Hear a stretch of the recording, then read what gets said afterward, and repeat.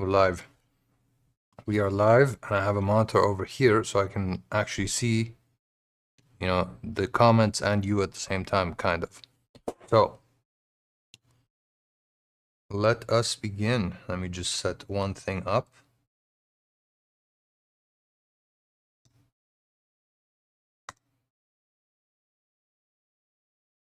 There we go.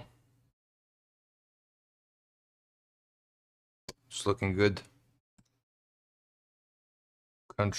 Controls. Okay, now it's even better. I can see the chat. I'm gonna type hi in the chat, even though there's no one there yet. Okay. Test successful. All right, what are we doing today? Well, I've already begun with my BEV, my bird's eye view workflow. And there are two things I want to add, and I'm going to do a BEV again. But at the same time, from yesterday's stream, I got lots of suggestions of things that I should try, and I tried them. And they're pretty nice things. The more we discover, the better the workflow can be. Obviously, I'm not going to choose every single thing and just put it in the workflow and then have a big mess. But I'm going to try pretty much anything. Can't try everything, there's just too much out there. And see what works. And if it does, put it in the workflow, improve, do more. In the meantime, might as well show you the workflow that I have right now because I'm about to use it. So let's actually begin for real. So I already did this one BEV in, I think 2 or 3 streams ago. I said that I was going to build this EA thing completely live, but I realized that when we're live, it's better to just try things. So I just went ahead and actually did stuff not live, but I still want to talk about it. So check this out. This is the BEV workflow, which does a really good job at doing things for me.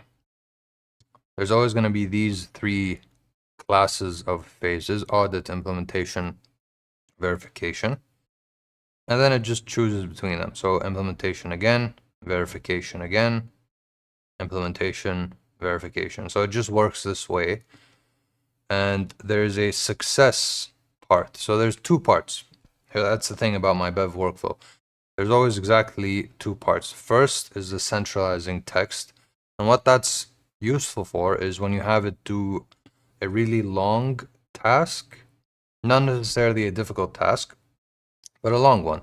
What happens is over time, the large language model can drift because so many different words get added to the chain of thought, and then it has to go and reason and go through everything all over again. What happens? Well, it just drifts. It starts hallucinating. Sometimes it's not even hallucinating. It just misses the goal. And so you need some sort of a centralizing text. And the format that I've chosen is this exactly. Success equals, and then you put the centralizing text. And you deliberately make it so that this text is, I don't want to say vague, but it doesn't have any process within it because the process is in part 2. So let me show you the centralizing text for this one, and then you'll know what I'm trying to build, actually. So here it is. We have, let's see, is that good enough? Zoom. I'll zoom in a little more.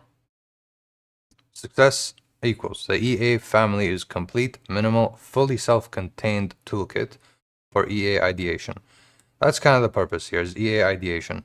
When this is done, I want to use it to build a bunch of EAs, try a bunch of strategies.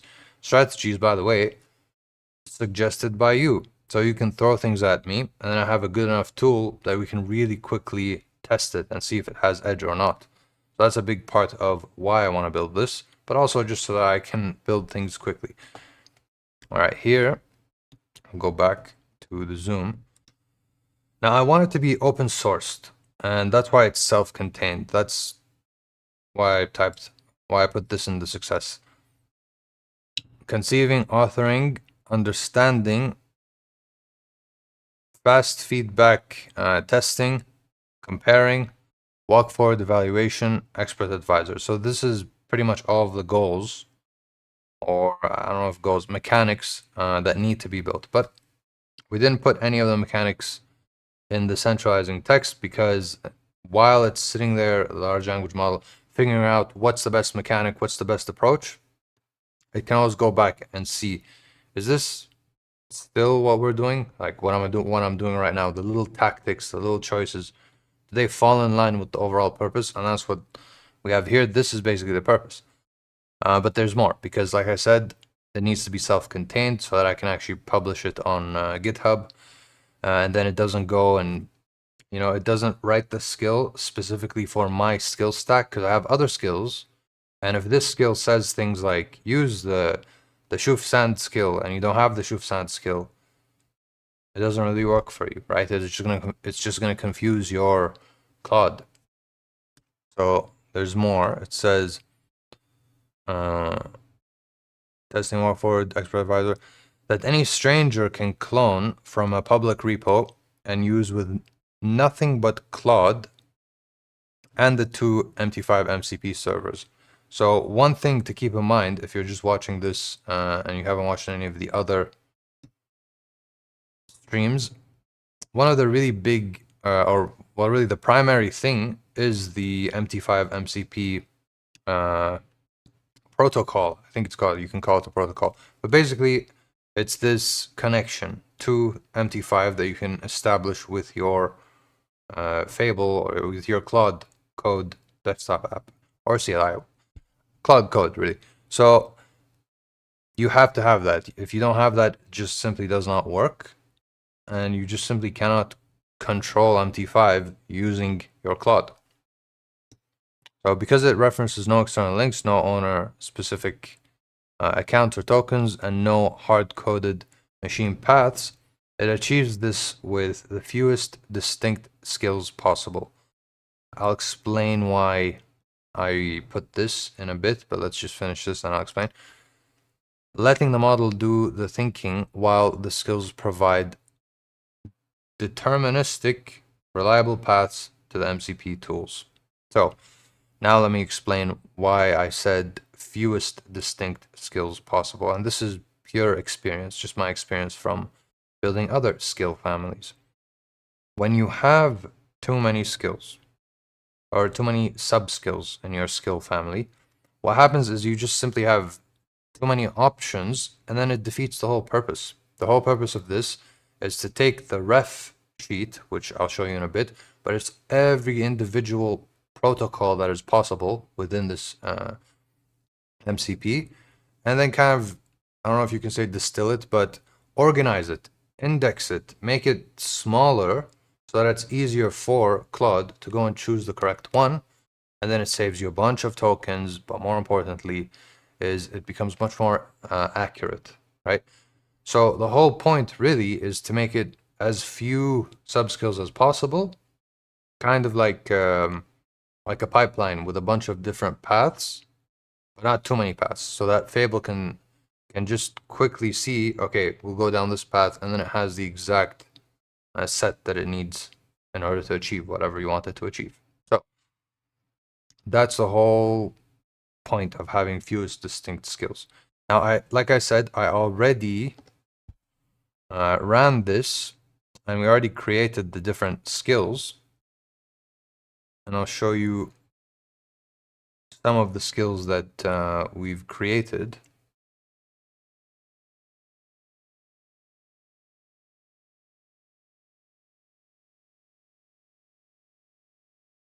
So EA Quick, for example. And what it does is it just really quickly runs a quick test, 1 to 3 months, just to see if the modification to the EA did anything. One engine, 3 modes, quick diff log.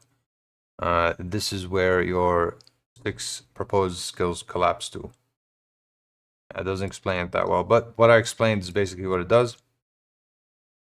This is while it's thinking, it's doing all this.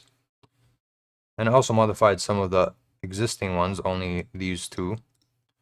But yeah, we're in a position now where we're almost actually completely done. I just want to add 2 more, and I'll type this out right now, and you'll see what those 2 are.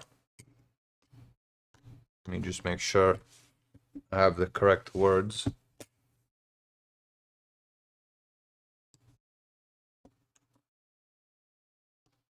Okay, so one thing that I noticed already is it does too many charts. It leaves too many charts behind. Answer this, but don't make any changes yet. Quick. Apparently, some of the processes leave behind charts or other thing is, I don't know exactly what it leaves behind all the time, but I want it to pinpoint all those things for me from this prompt. I need to choose good word. Other configurations, no. Other things, I'll just say things because I really don't know. One of the things is the currency. Like when you take tick data and you put it inside like its own little symbol just so you can do a little workaround. That's a whole thing, which I guess is a thing. All right, and other things. I'm gonna say, what are those things?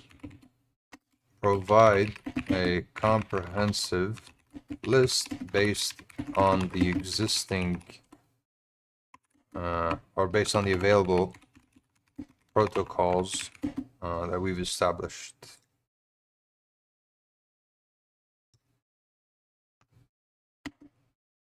Protocol isn't the word. Available.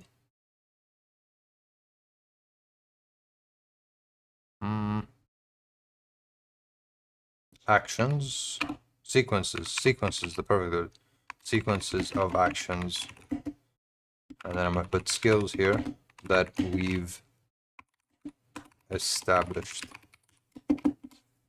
Another thing is for the visual. Also, for the visual style that we've saved and used successfully for the walk, EA walk. I'm going to actually type the skill, EA walk skill. How can we templatize it? Templatize with an S, templatize with a Z. Templatize, how do you spell templatize? Alright, templatize. Okay, how can we templatize it and create a dedicated with a D skill to ensure that any request for a visualization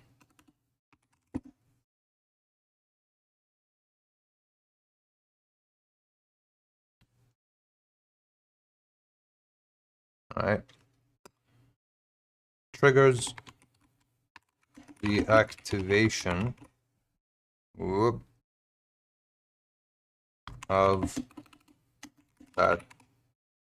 this new skill.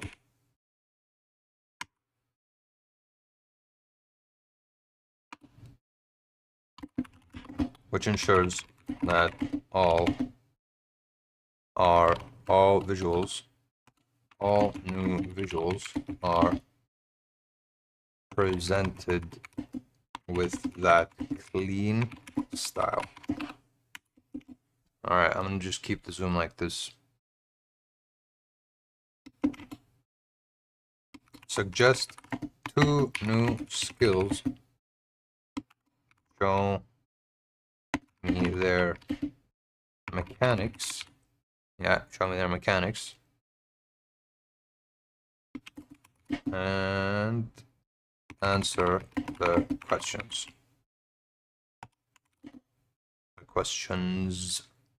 All right, let's see what happens. We'll get some answers. Those are the only two remaining skills, and then I have the full stack. And then what I want to do today, if nobody suggests other things to do, is I want to actually work on the EA. It's already pretty good. Has edge according to other tests that we've done, but it's incomplete. Like, there are still things that I need to try to make sure that we're properly taking advantage of this indicator that I've built. And I want to be able to show you things quickly, which is another big part of why I want this skill family to work. Because what if I just trigger this new visualize skill, get that very clean template, and then just show you. This is what I mean. Because a lot of the explanations when it comes to indicators and where the lines go on the math is very difficult to do. It's very difficult to articulate. But if you see it, it just makes perfect sense. It's like a moving average. Like a moving average, if you see it on chart, it's so easy. But then if you try to explain the math, you say like every single candle, you take the value, like the price of it, and then you take the next one, right? And then the next one, and then you take those numbers, divide them by however many there are, which is how you get like average. But then you plot them on that same chart, and what you end up with is a line that shows you the average. If you don't already know what a moving average looks like, that would not have worked, and my ability to explain probably would not have helped. So same thing with different ideas. Like, you have an idea, you know it, you know what it will look like if it's done successfully, but it needs to be visualized quickly. And that's another really big advantage of having a skill like this with the visualize. All right, let's see what it spit out. What did it say?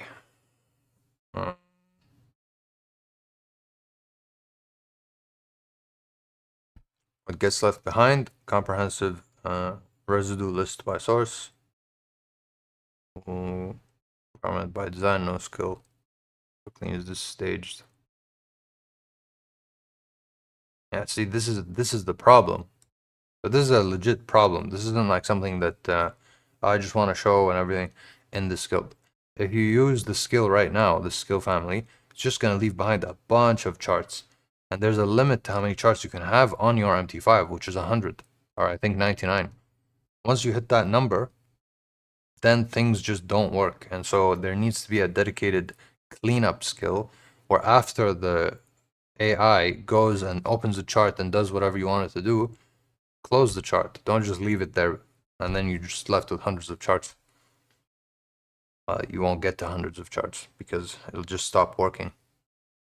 And then you waste a bunch of tokens. It sits there trying to figure out like what went wrong. Okay, so we've identified the problem and we put it into the context. Let me skim through this real quick.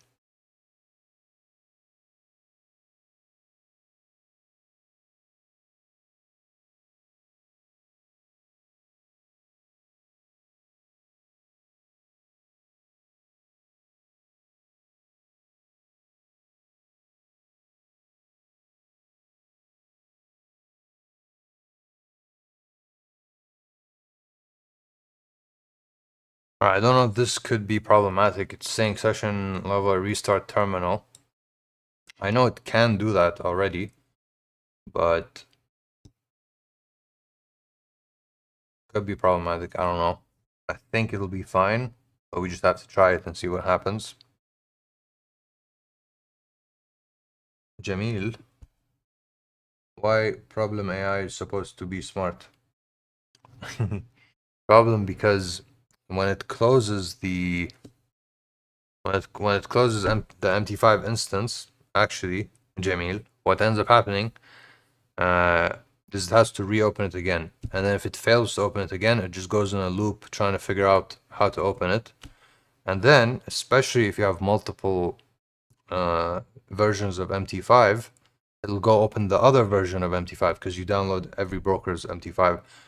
Now, I have already deleted all the other brokers, but for this to be public, and then other people, newbies especially, who download this skill set and then try to use it, and then try to use the skill, and then it goes and it opens another MT5 instead of the one that it's supposed to.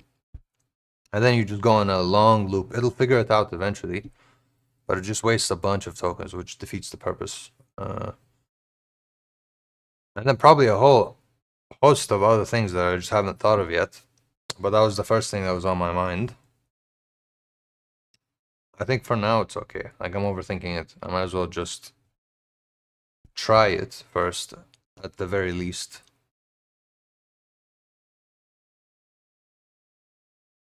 Session level, a restart terminal required to register a new .ex5 names.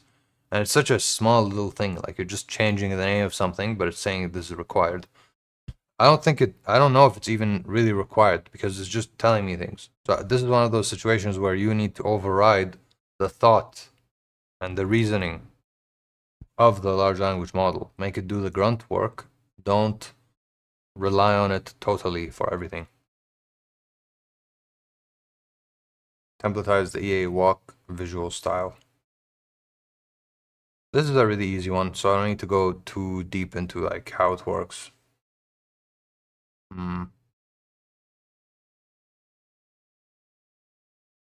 Show it visually PNG, so any root, okay. To the two suggested skills mechanics. Okay, this is where it gets interesting. So the first one, EA Viz.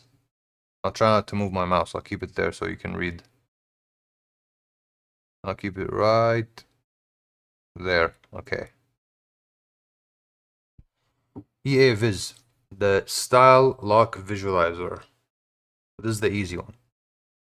Front matter trigger on visualization request words above body. Okay, that's whatever. Like, it's gonna do a good job. Really simple. Just have a template. Follow the template. So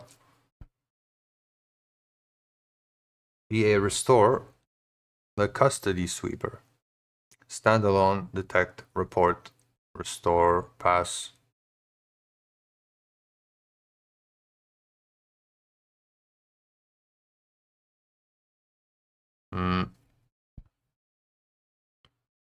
Inventory, glob, I don't know what that even means. Profile, tester for the family, MQ EA walk, or Q, get market symbol. Okay, so it's checking all the things, is what it's saying. Market watch, market symbol. For WNN clones, I don't know what that means. List open charts, okay. It's triggering the chart one. Task list and meta tester, it's triggering those ones. Okay, so what's on my mind now is I'm looking for these API functions. I'm trying to see which ones are getting used. And I don't actually know exactly what every one of them does, but some of them I do, like list open charts. Self-explanatory, right? And so I'm checking these functions to see which ones of them are being put into this main EA restore skill. And if there's a lengthy enough list, then we are touching most of them. And what I can do is really just save time. Just try it out and see if it works. If it works, nice, we're done. If it doesn't work, I mean, it's pretty low risk. You can just try again. And so I read through some of those and saw that a lot of them exist. Now I just want to skim through to look for somewhere where it says something about the purpose. What is it going to do with all these skills?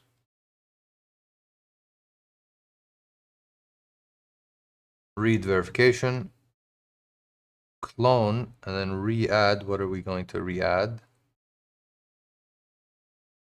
Re-add errors not found, member diff empty, never touches staged root EAs. Okay, nice. So everything that's already there doesn't touch them. That's perfect. Test cache logs, run folder. Those are reported as permanent residue. So it calls them as permanent residue. call something as parent residue. Okay, what I'm thinking now is it's already said something about classification. Classify something that already exists versus something that we added. And so I'm assuming that this is going to work if I tell it to do it. And like I said, the stakes are very low right now. I'm on a demo account. This isn't even public, right? So I might as well just say do it and then see it in action and then look for problems and bugs and that kind of stuff. So I'm going to do my workflow again, which is basically to create another one of these bevs with the same thing that I just told you about, success, like part 1 and part 2. And I already have it into one skill, so I'll type it out for you, and then you'll be able to see. I will say, great, author plus auto run a new bev to add these two skills to the skill family. Make sure to follow the correct format.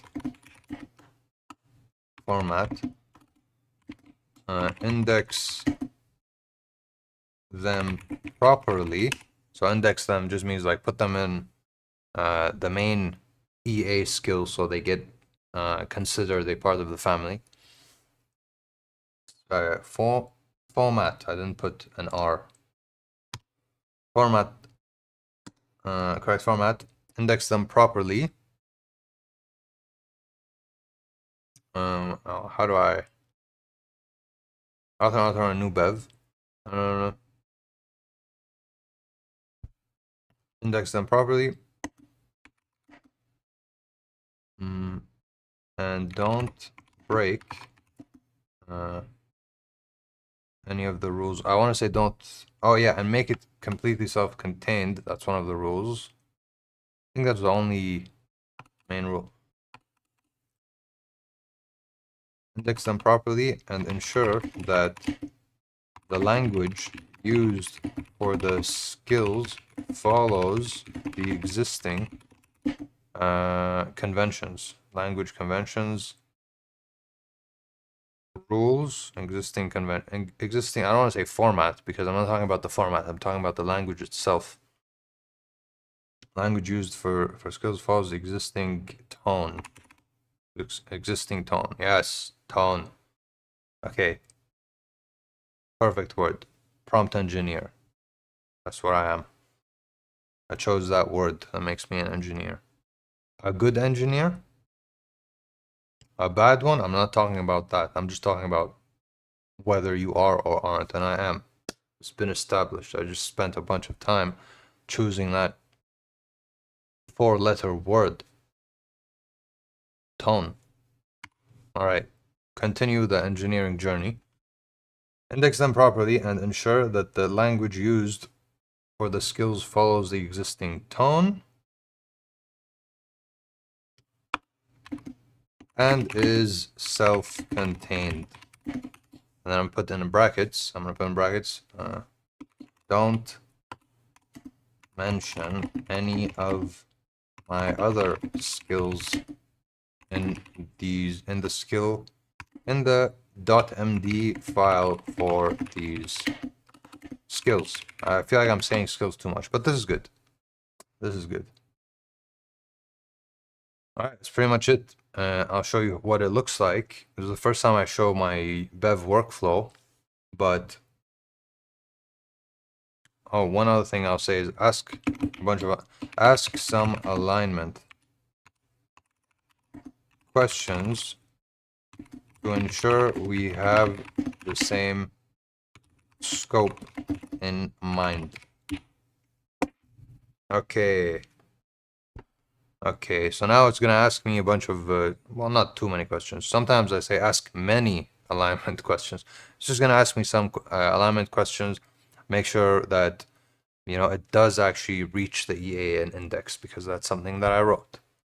Make sure it does trigger, for example, the charts, and then it'll suggest all those things. Because like I said, I'm not exactly sure what those things are. So here's where it does some of the ideation with me, and that's really how you trigger it. The ideation, where it helps you with ideas. It shouldn't just be like, come up with the entire idea always, and then you just sit there, wait, and then see what happens. No, involve yourself. Unless it's a really basic thing that you're trying to build, then might as well just tell it what to do. Also, basic is relative. So if it's for you, you know all the language, it's basic for you and you know exactly what you want. But if you don't, and you don't know some things, and you're telling it to do things like that you don't know, like, hey, do, I don't know, build like an entire website with full security for me. That's a bad prompt if you don't know what security is. But if you already know all of the architecture and the components behind the scenes and all of the like Docker, Supabase, or Postgres, what else is there? Like Vercel, you know how all of those work, and then back it up, GitHub repo, make it private, all this stuff. If you already know all this stuff, that's fine. You don't need to have alignment questions. Just tell it exactly what you want, and you're good. But if you don't, have it ask you questions like this. And so I really, honestly, I just wanted to show you this, which is why I asked alignment questions. I kind of already know what I want. All right, let's see. It says, how broad should the EA viz trigger be? You said any request for a visualization. And just if you don't know what that means, there's a little template. I want it to just send me a little image every time I ask for a, like, show me, or tell me, does the EA work? Show me what it looks like. Does the indicator work? Show me what it looks like. I want it to follow the same template and give me the correct, mathematically correct thing. And I think it uses I think, what is it called? Math or MathLib, math. I think he uses a Python thing. I'm not sure. What it's called? MathLab? Something with the lab. Anyway. Should capture visualization requests across all your work, general purpose skill, or only visuals about EA backtest data?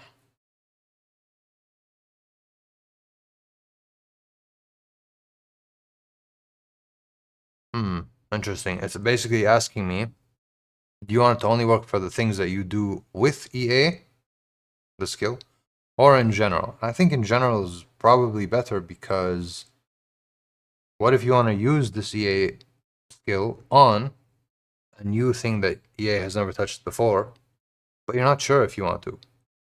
Like, use the EA and make modifications. You downloaded the EA online. So I'm going to say any visuals anywhere. The family budget was fused distinct skills, landed at 4. Adding 2 makes 6. Keep them as standalone skills or fold them in as modes. Total 6. Yeah, 6 is still pretty good. For the permanent residue classes, staged roots, EAs, test cache, .opt files. What even is an OPT file? Should EA restore ever delete them? Okay, so I'm assuming that there's some sort of like a backend file thing that gets deleted, probably logs, MT5 logs, a lot of things. Could Google and say, what is OPT? But let me just see what it's suggesting. Report only. It names them and their sizes, but never deletes. Reportable residue chart in its clone queue. The permanent residue class. Okay. I need to know what that is. So I'm going to do this. I'm going to say, actually, wait, let me read decisions. Let me read the other one. I want to get deep clean. As an explicit second pass that can delegate or delete staged EAs and cache files after you confirm each class.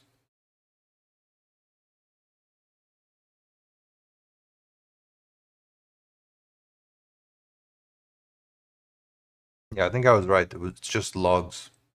Yeah, I'll keep the logs so that we can always go back. Where do eviz pg send then delete, keep and run folders. Keep and run folders. All right, so those are the alignment questions. Now you'll see it authors a bev, and then once it's done with the bev, I can click on it and it'll look just like this, except it won't have all the check marks because we're not done with it. And then we'll just wait for it. Curious to see how many phases there are. I feel like it can be as little as like 3 because it's such a small thing that we're doing. And then I'll work on the adaptive moving average EA.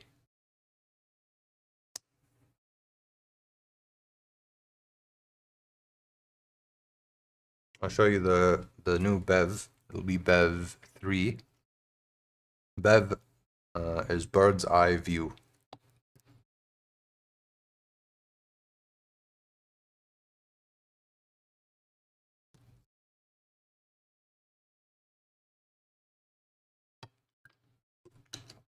Okay, created.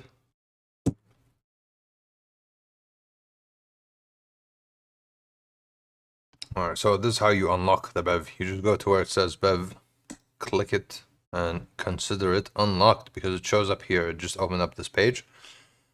And we have the centralizing text. So it created on its own the centralizing text based off of everything that I said. And it created these phases. And it will update those phases. I don't know why it chose to have so many phases. Like I said, this could have been like a 3-phase thing, but that's fine. Let it be diligent. And it gives you these little, detailed explanations of what each phase is, which is used to follow the format again and create milestones. And that's what it says here, for example. Implementation M1 is milestone 1. And there's so many rules in the skill to make sure that it does everything correctly that it actually works very nicely. So you don't need to have way too many details in there because it's set up to go and find information and then use that information. So you don't have a very strict plan that you must follow, even if you get new information that changes things. But at the same time, you need to have a plan. And that's basically the balance that we try to achieve. Wrong button. Okay, here we are. So we finished the first phase. Might as well, while that's happening, the phases, we go and read some of the centralizing text. Success. Every visualization the owner asks for on any topic comes out in the one proven clean visual style through a deterministic renderer. The model feeds with data rather than plotting code. Yes. I was going to save so many tokens because if it goes and tries to use Python for everything, actually it might still use Python, but it'll know the layout, so it doesn't have to sit there and choose a new layout. The MT5 terminal can always be swept back to a known clean state by a skill that finds names and reverses every piece of leftover run residue. Okay. While only ever reporting the classes the owner keeps deliberately. So basically clean up. That's a very, very long-winded way of saying clean up. Both capabilities are first class, properly indexed family members that match the family's tone, remain fully self-contained, and preserve its portability guarantees. Okay. One other thing, if anyone's watching to see like why this bev thing works so well, and it does, is the amendment log at the bottom over here. So when you change it, okay, what ends up happening is things that were written previously might not be true anymore. And the amendment log makes it possible for you to change things, and it's okay. It doesn't loop back and then try to figure out which one is the most true one, and then it has to go and search everything one by one to find the date and choose the most recent one. Because instead of looking for everything to find the date and choosing the most Recent one, I can just look here and it just immediately knows. This was the amendment. This is the most recent date. This is the truth. Forget the non-truth because it's not true anymore. And proceed. So it just saves some time. It's more efficient. All right, here we are. We're still on phase number 2. Meanwhile, might as well explain the concept of the adaptive moving average. And what I want to do is draw a little thing and show you with my pens, my beautiful, beautiful pens. Well, my one pen for now. Check this out. Yeah. So a regular moving average will look like this. And the adaptive moving average, which is working really nicely, giving me edge, works like this. I'll show you what I mean. So you have price action, and this is a very detailed, high quality analysis of price. This is price. You see this? Price. Started over here. Oh, I'm mirrored, so it's a little weird for you, but start over here and went over here. This is price. Now, regular moving average, I'll use green for this. A regular moving average is going to look like this.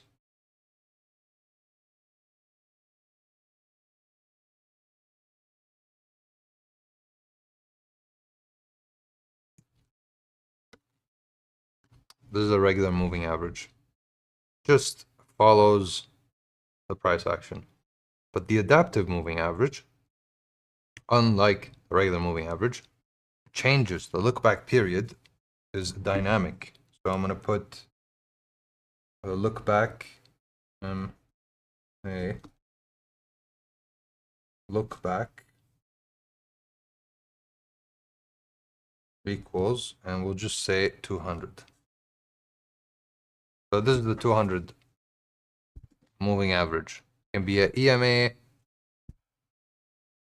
SMA, whatever the MA is, and it's mirrored for you. So don't worry about it. We'll actually go and show you with this visualizer soon, and then you don't need to worry too much about this. But check this out. All right, we're close. Now I'll show you the adaptive moving average, what it would look like here, and I'll explain why. So, adaptive moving average, I'll use purple, is going to start off closer. So it'll skip some time because it needs time to have enough. It'll start off closer and then go further off. So okay, this is what it's gonna look like. So it'll wait until all of these candles, because this is a bunch of candles, get filled, and then it'll start here with not 200. It'll start with however many candles are from here to here,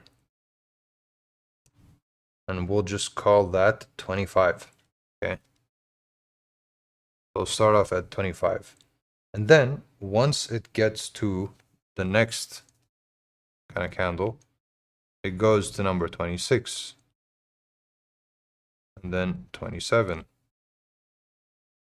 This is a really horrible visualization. I'm sorry, but basically, basically 26 and then 27, and it just increases, which is why the AMA, adaptive moving average, look back equals X, because it's dynamic. It changes. It's an adaptive moving average, adapting to the circumstance. Now, why is that so important if you want to have a mean reversion strategy? Well, it just works. I'll show you. And because we're done. Look. We're done over here. So now it should actually just work. And here's the visual style that I was talking about. And I can show you with this instead of my mirrored, wrong looking everything. Okay, now you're going to see a proper visualization for it.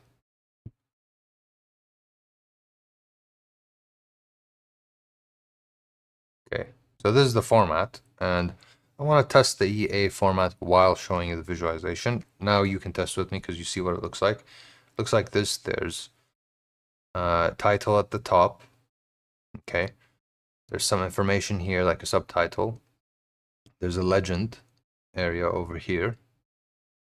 There's a very nice clear chart up here, right? And the histograms look like this. Okay, now I'm gonna ask it to use or to show me the adaptive moving average as an indicator. And we'll see if it works. Great. Now let's test the visualization skill. I don't want to trigger it. I don't want to type EA because the EA family, the whole point is it knows what to do. So visualization skill. Show me the adaptive moving average as an indicator. Now here's the thing, it might need to go and create its own indicator because I don't have it as an indicator. But that's kind of the whole point. This needs to do these sorts of things for you as an indicator. Side by side with a regular moving average.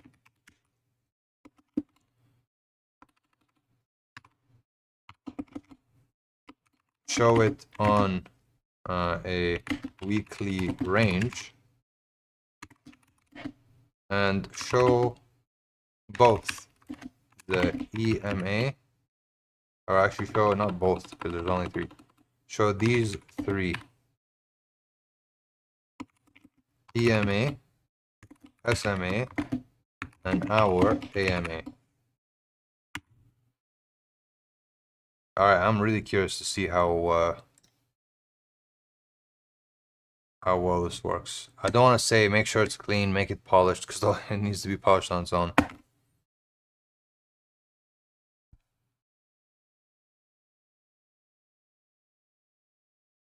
This is either going to be really, really good, and I'm gonna get exactly what I want,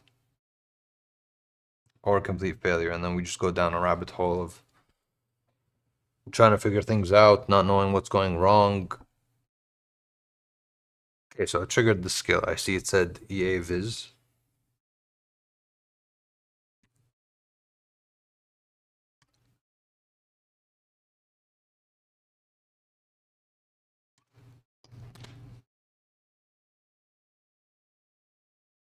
Kaufman? What the? WTAFAH or F? Oh, look. It said Kaufman's adaptive MA. It's not Kaufman. I'm not Kaufman, and I invented this. This could be very problematic for me because I am the inventor here. I'm gonna say, by the way, what is Kaufman adaptive MA? I created an MA that is dynamic for my Fibo scalar. Was this done before? I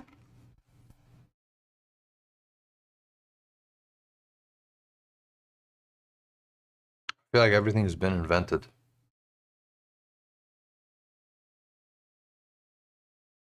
Thought I did something, you know.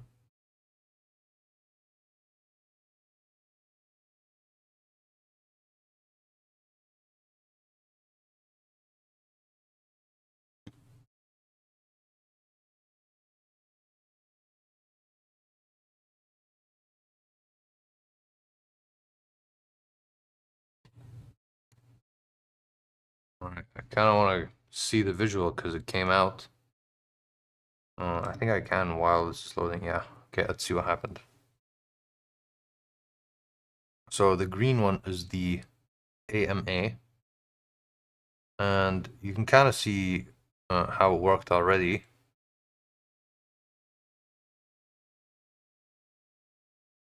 Yeah, this doesn't do it justice. This isn't showing it because it's on the 1 hour. Actually, you can kind of see it in action. It hugs the price a little better and it's more stable. So it starts off up here, goes down, and then has a really quick adjustment and it just starts going like this, like horizontally almost. Whereas the other ones don't do that. And that's because it's changing. And then it just goes straight, straight, straight.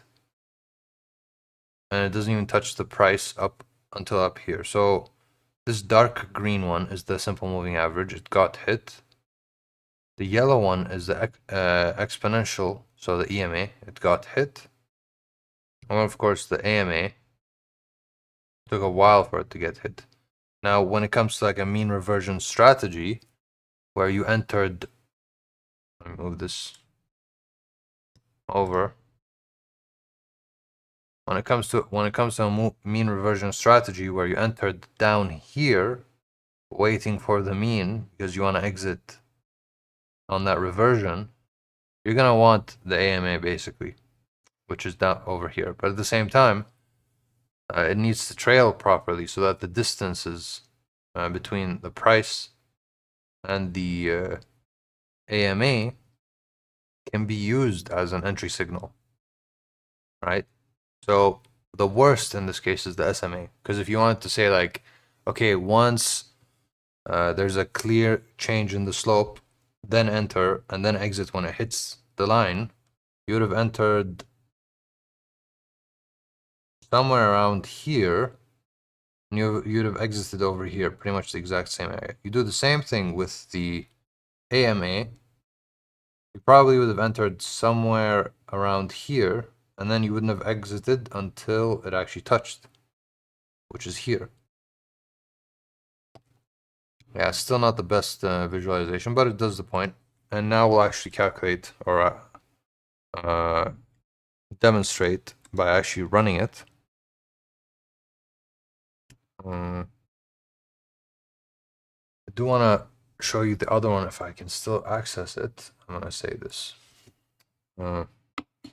This didn't work for some reason.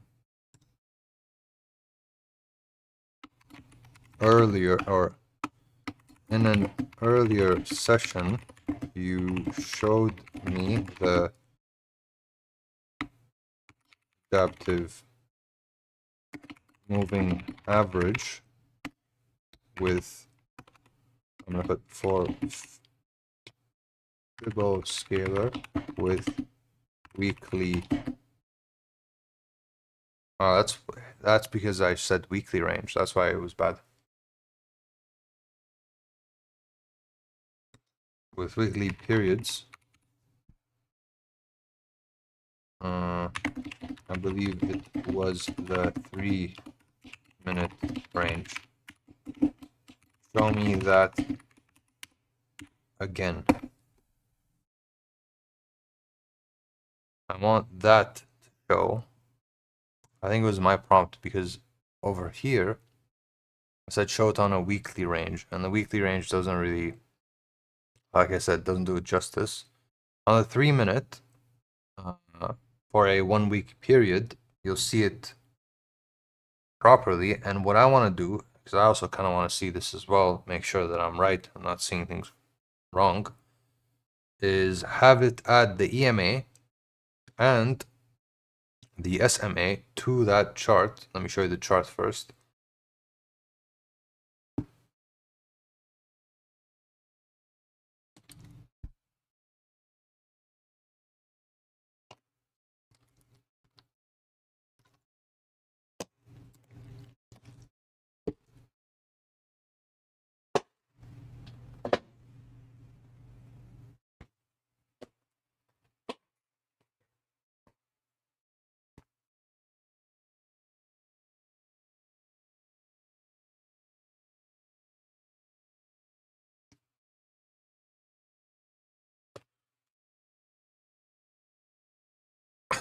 Nice little stretch. I think it's looking for that old one, and that old one might have been deleted, but I never said delete. I just went back to it, and I clicked on it, and then it didn't open. Maybe, maybe not. We'll see.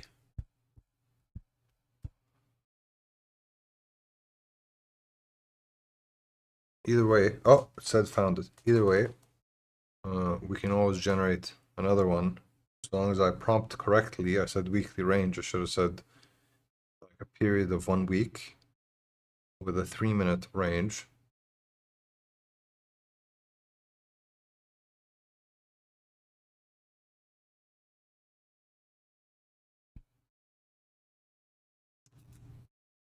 What if I type or write backwards? Can I? I'm gonna write my name.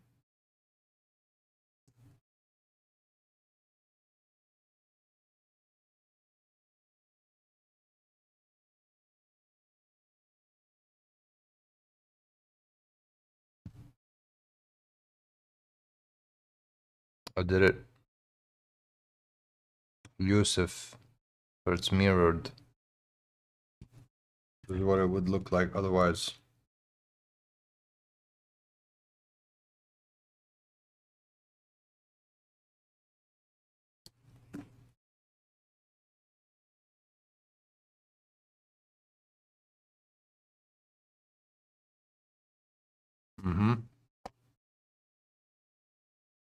This is what you do between prompts. Like nothing. Okay, almost done.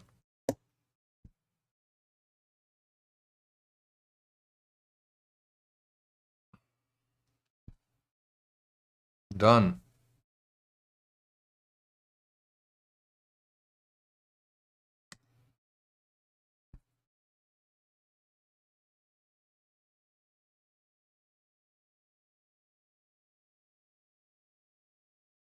Oh, went ahead and showed me all 3 adaptive moving averages with the multipliers. Nice.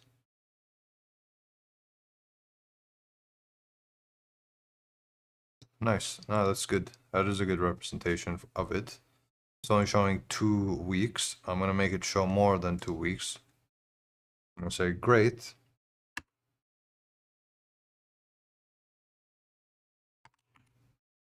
Great. Now it's only showing 2 weeks. Make it show 5 weeks. Same 3-minute range or per candle. 3 minutes per candle. And add SMA plus EMA for comparison. Let us find out if my hypothesis is correct. My hypothesis, to be clear, is this adaptive moving average is a much more horizontal line, less reactive, but much closer to the price action or price, such that, I think if you say such that, it becomes nicer. It comes back down and hits it and triggers it, which means if you enter when it's distant enough on a currency as reverting as the GBP JPY, very high chance that it gets triggered.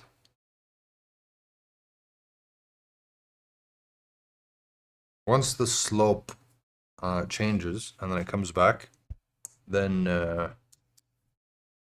and what I mean by slope is the slope of the moving average. So if it's horizontal, it's 0 degrees. If it's going up like this, it's like positive. It's going down like this, it's negative.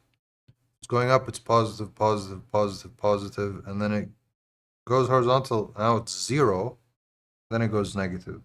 So if it stays in the positive for a long enough duration, and it gets set, this is a state, and then it goes into the negative, let's say for, I don't know, 6-7 minutes, and then it goes down. Then all of a sudden you have like a confirmation that, okay, the trend has changed, the mean reversion has begun. That's when you enter. That's pretty much the indicator which has generated some sort of an edge. Probably with good risk management, we can actually get it to be more on the more profitable side. Okay. All right. Finally.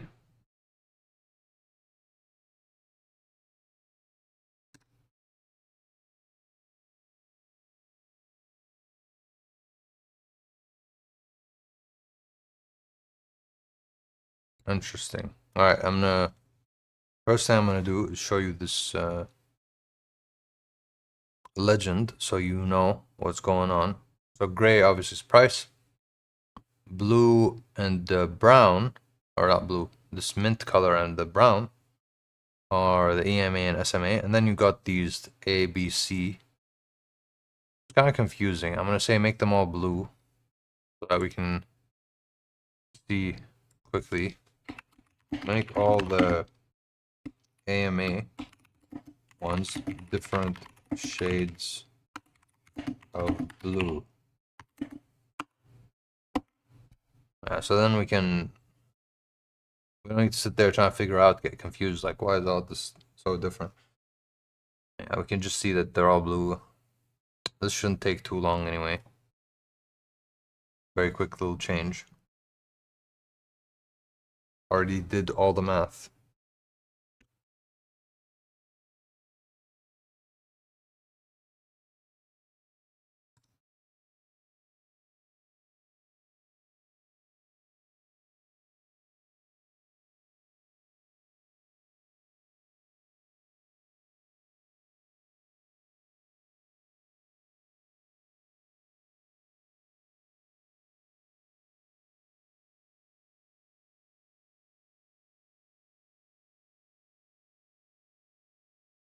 Okay. All right. I'm back. Okay, here we go. So as such is the nature of the MA. Now they're all blue, so we're good. And you can see, let me do this zoom this way. So you can see the blue ones are the ones that we've come up with. And the other ones does kind of skip some data, like it goes from one week to the next. It's kind of confusing. I saw the other chart, so I'm gonna say make it candles. Again, this is all useful because then we can say like use this for the MA, or for the skill. Use candles, not lines, and don't connect use candles, not lines. There should be a gap between the different weeks because there is a gap between the AMA plots.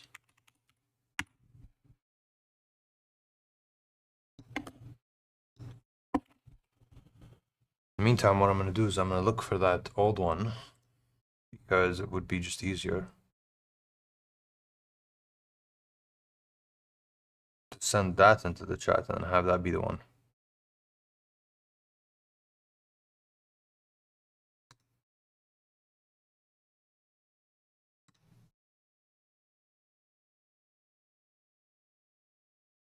Alright, really quickly skimming through all my old chats about this, and we'll just find it somewhere, hopefully.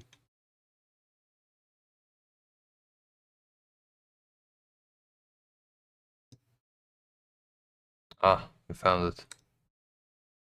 Alright, so this is what I'm trying to make it look like.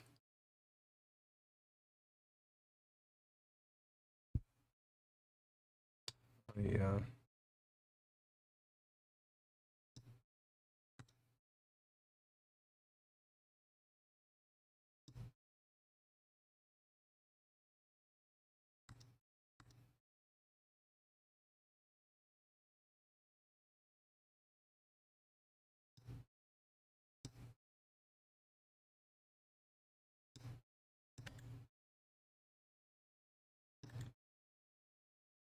Didn't even copy. What?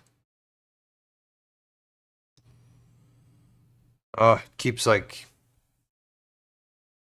glitching out on my screen. There's like a bug. Yeah, it's weird. But yeah, this is what it's supposed to look like, and now you know. I use this monitor. I'm trying to get it to kind of look like this, where you have each week has its own separate kind of section. And here's an example of a place where the AMA actually would enter because it reached that kind of the slope happened, everything got triggered.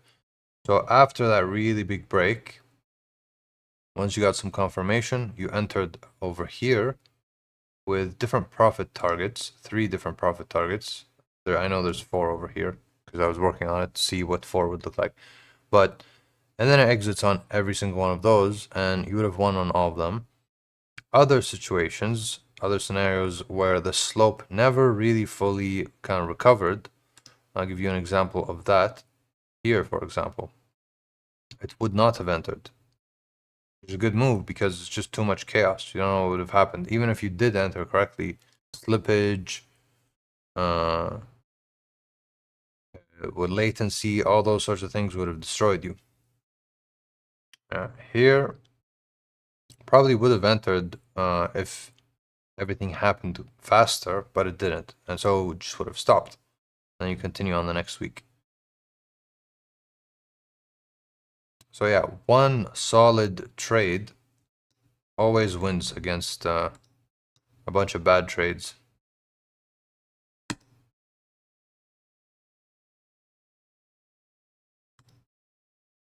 And this is what it looks like in terms of the results. There's the EA walk thing. But yeah, we're straying. We're getting ahead of ourselves. Let's go back to just this. Yes. Oh wow, this looks even better because it colored in the candles. Alright, I'm comfortable with this. This looks nice. Okay. So you can see here, it hugs price in the beginning. And then it very quickly goes away from price. And so when price is up here, very high chance that it comes back down. So suppose you entered, for example, on that blue one, or sorry, that mint one, which is the simple moving average, it's the SMA. Once that cross of the SMA happens, it's a pretty high chance that you end up hitting the AMA, which is the blue ones. Same thing over here, it hit that SMA, right, around over here. Very high chance it crosses the adaptive moving average. Now sometimes it's just consolidation through, and that's not what you want to enter. And sometimes it fails, like over here.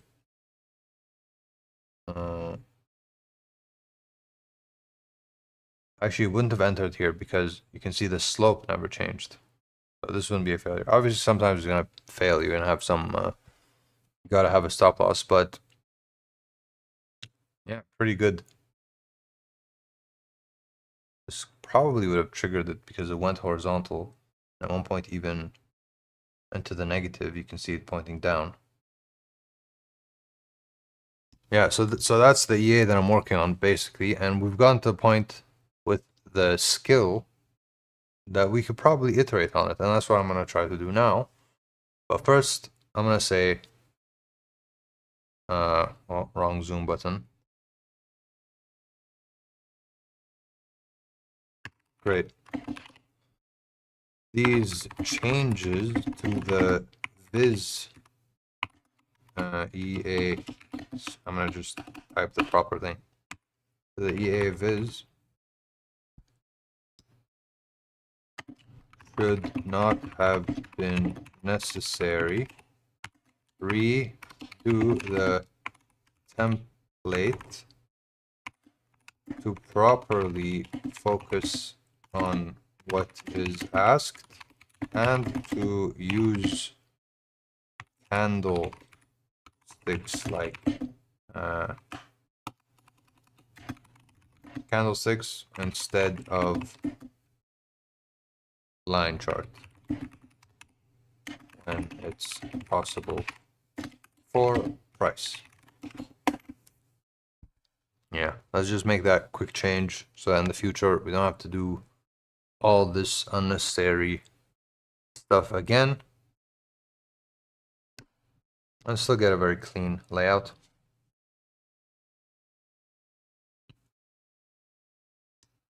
Let me check if my stream is working properly.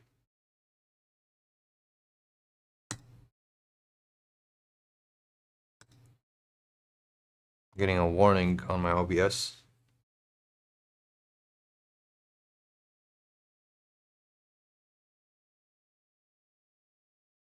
Yeah, no, it's fine.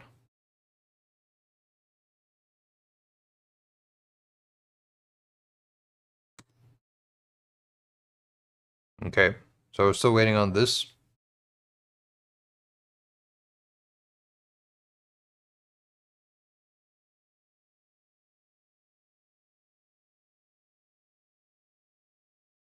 Those are spec authoring lessons, yes.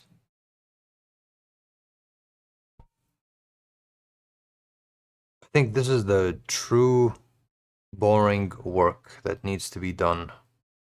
You're gonna have a profitable expert advisor. Making quick, easy cash is not real. There's like charlatans out there. That's why I like that word. So funny word, charlatan. Will tell you like, no, it's okay. You can just do it super easily. But no, actually, it's not. You need to do this kind of tedious work if you actually want to do quantitative analysis, which is technical analysis. Technical analysis, you're sitting there with technicals of data, and you have all these different indicators which present numbers in a different way, quantities in a different way, quantitative analysis, right? So it's pretty important to have control over your data. And visualization for me is a really big thing. All right, let's see where we are now. This is done.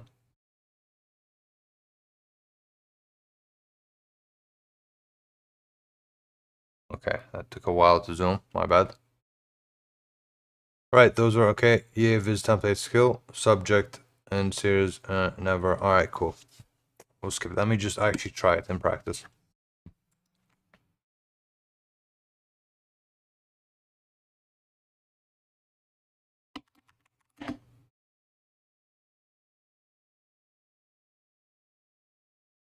We're working on the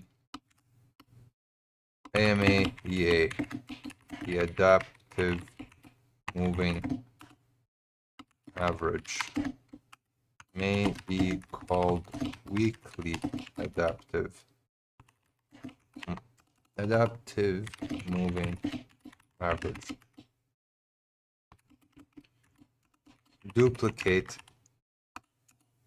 it and create another version we can play with. Run a quick back test. I'm gonna put 1 to 400 leverage, GBP, JPY.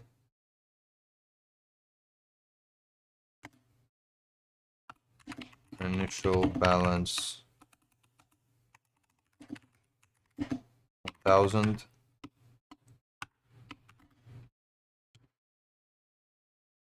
Then we can begin modifying the strategy based on the data we get. Data, some people say data.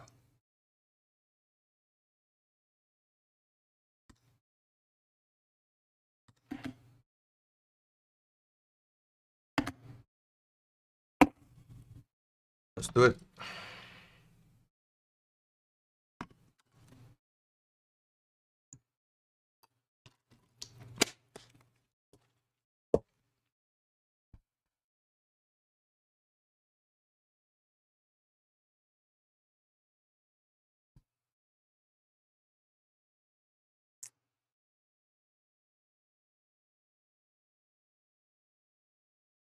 Alright, saying I'll upload the EA skill first since this is EA duplicate and backtest work.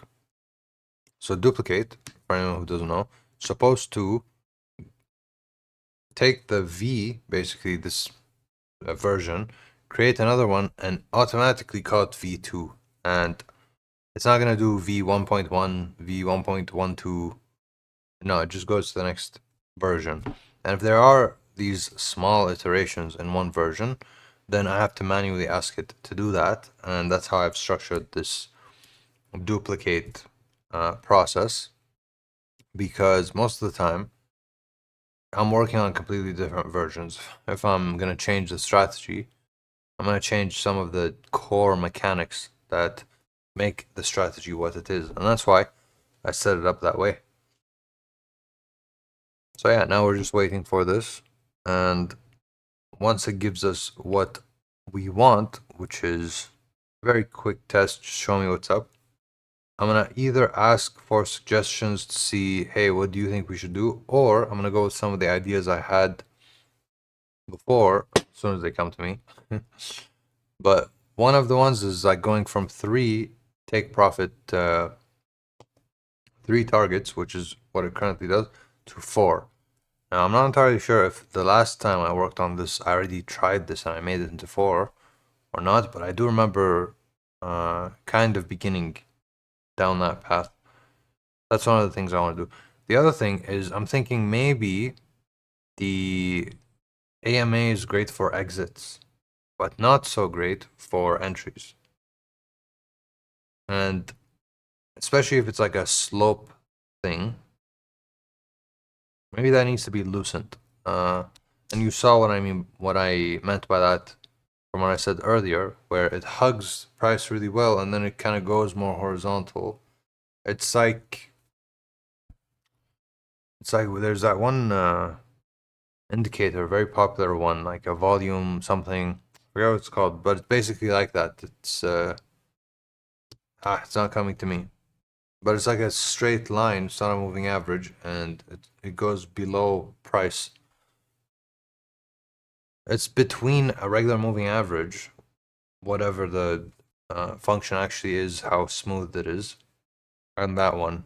It's like the middle ground. I can only see this being useful for some sort of a moving average or mean reversion, I mean strategy.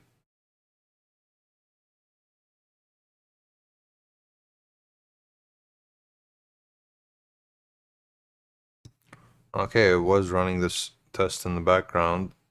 Wonder if I can see the graph. Okay, the graph looks like this. Not bad.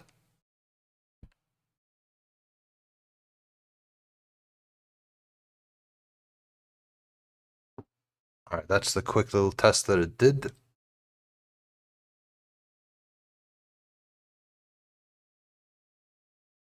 Pretty good data. Nice net profit. And I already know that it's not very overfitted from other tests I've done before. And we have lots of options when it comes to the inputs. So we can always find a much better parameter set. That's how you know a strategy is good, is if you don't spend too much energy on the parameter settings and it doesn't destroy you, then maybe this is worth looking into. If really small changes completely break the strategy, small changes in the parameters, then maybe it's over fit. Maybe you're just only successful in highly in-sample data. All I'm saying. Okay, let's see what it says.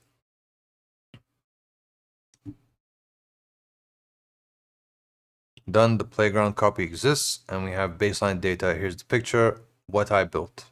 Weekly moving average, weekly adaptive MAV4. Nice. So we have the playground.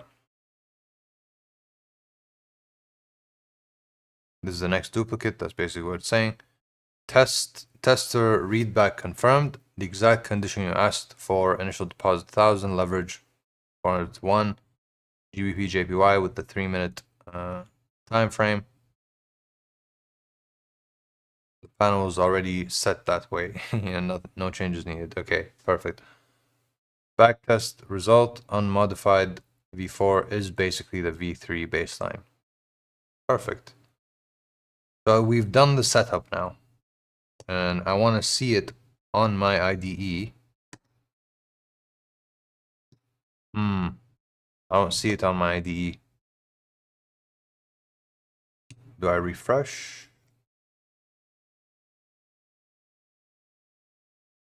UI UX? No. Go scalar. All right, I'm gonna take a screenshot. I mean, I know it does exist, but at the same time, for the skill, right? I want it to be there. Automate that process so I don't have to every time say, but I don't see it, make it show. Great, but I don't see it on my IDE. How come? Don't make any changes yet, just let me know the reason. Why isn't it there? Double question mark. Double question mark. I'm serious. I'm seriously curious. Okay. Simple reason, the file was never opened in your editor. It only exists on disk. What I did was create... Alright, the file is definitely there and registered. To see it, navigator panel. Okay. Modify the IDE skill to always, when a new EA is created. Oh, I forgot to. When a new EA is created, open its file on the IDE. Should it be the IDE skill? Yeah.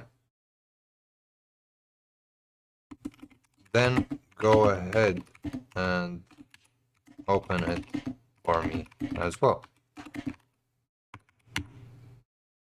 I'm going to say note, if it's better to add this function or to fold this function into another sub-skill, then make the argument for it.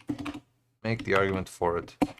I feel like it should go in the IDE sub-skill, and that would just work. Or, maybe another one. So make the argument. We'll see. Either way, unacceptable. I can't just have the IDE not show me what I'm working on just because I'm heavily automating the process. Even if I fully automate the process completely, I still want to see stuff so I know what's happening. And that's why I want to be able to see it. Okay.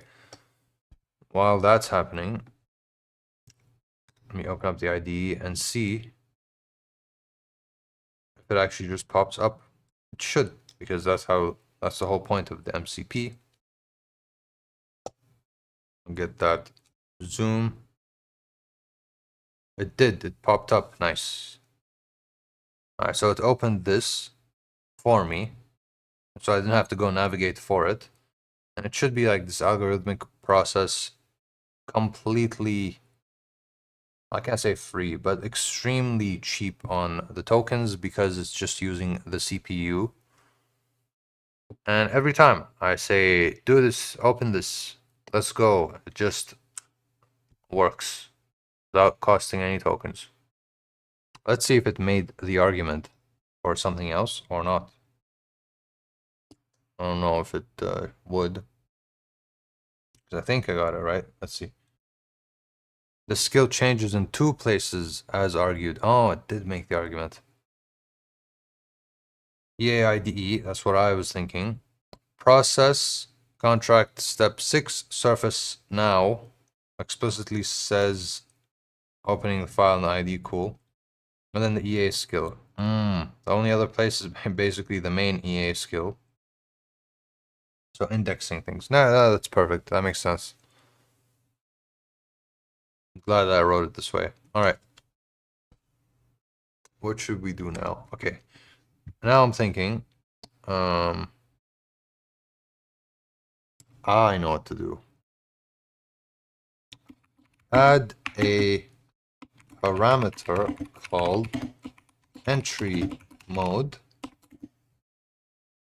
which has these new options, and then we'll put in brackets along with an option for the current mode as well.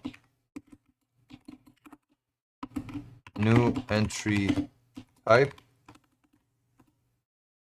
or let me just call it by what it's called.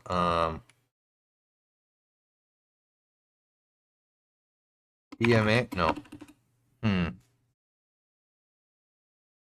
EMA crossover, nah. SMA crossover, nah. What should it be based on this image that we had? Not this file. This file. Based on this image over here, what should the entry be?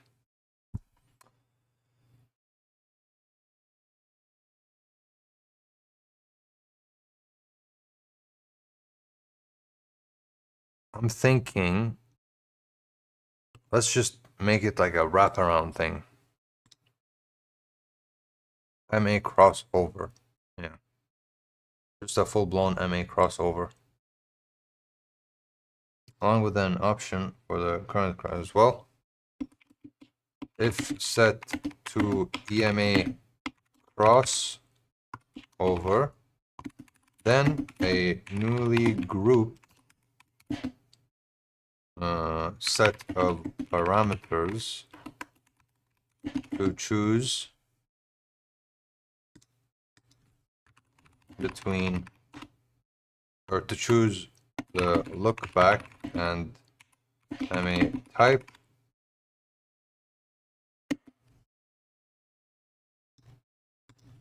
is what triggers entries. Yeah, that's enough. That is definitely enough.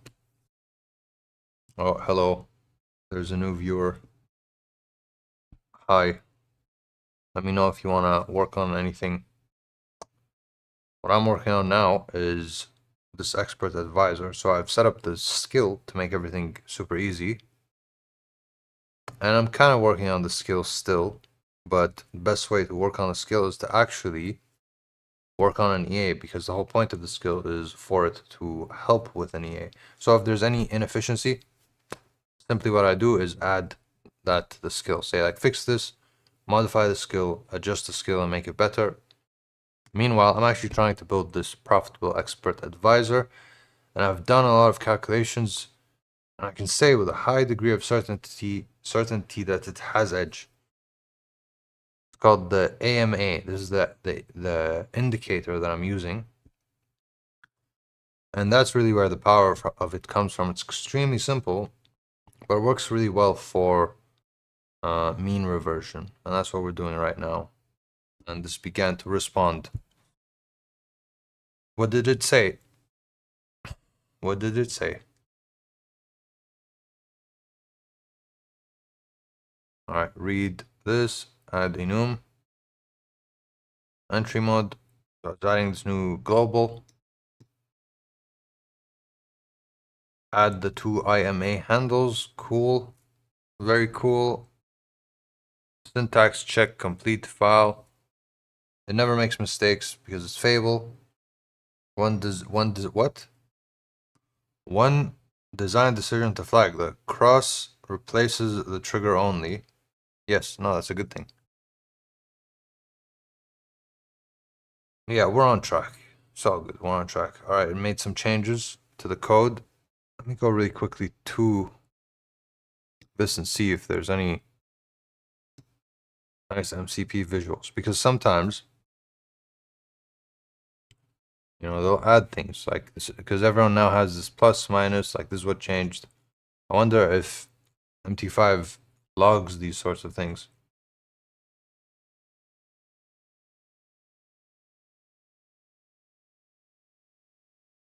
Doesn't look like it. The MCP changes everything. Doesn't look like it. Or maybe it just didn't happen yet. As well, I'll put this on the side. It used to be my workflow before I started streaming. I'd have it on the vertical screen because it's like a long code, and then I would go and copy the errors. So this bottom section here, any of the old videos, this bottom section here has all the compilation errors back when it was GPT and GPT was making a bunch of errors. And then I just go click here anywhere and then Control A, copies everything, Control C, paste it into GPT and say, all right, fix it. And then also do the same thing here. Choose one of those and then Shift down, go take everything just like that. Control C, paste it. All right, come on, you know everything, fix it. All that, the good old days, the good old days are gone, completely gone, because now direct connection between this beautiful cloud code and MT5. Oh, wrong button. Okay, let's see what happened. EMA crossover entry, group, cross, okay. Want me to run the EMA crossover mode through the same 2-year GBP with 2 equity campsite? Yes. All right. I didn't even have to type it. I just click tab and it's like, yes, run the crossover thing. Sometimes it does a really good job of predicting what I want it to do. Sometimes it's misleading. It's really bad. It'll be like, do you want to do this thing? I'm like, yes. And then I go down like a rabbit hole that I really should not go down. So I need to be careful. Be very, very careful.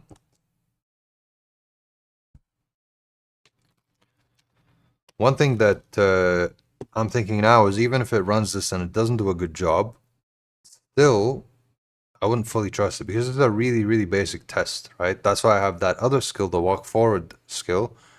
And that's why you have genetic testing. So if I do the genetic test and I find the parameter set for this new entry type, then I go and I run the walk forward test.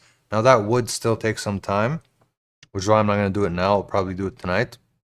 And if it is promising, then tomorrow I'm definitely going to show it off and be like, oh, look, I have Edge. Because, you know, why wouldn't you share Edge if you have Edge?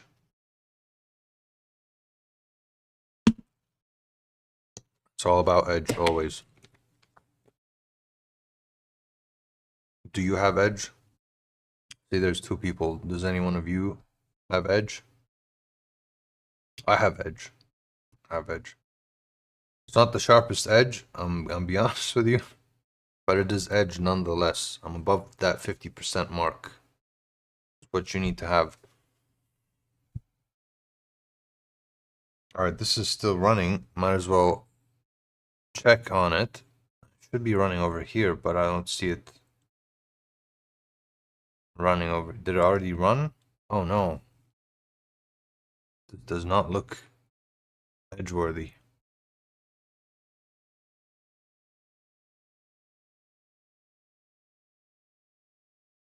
Like I said, no need to worry because we didn't even choose the parameters. I'm gonna run a proper genetic test tonight and then actually see if it has Edge or not. And if it doesn't, I'm gonna completely remove this entry system. I don't want to even keep it in there because we're just testing the idea.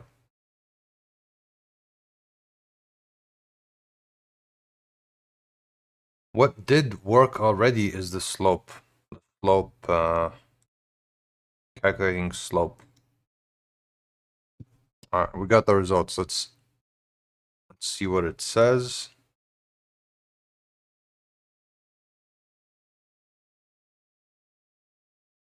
Running crossover mode.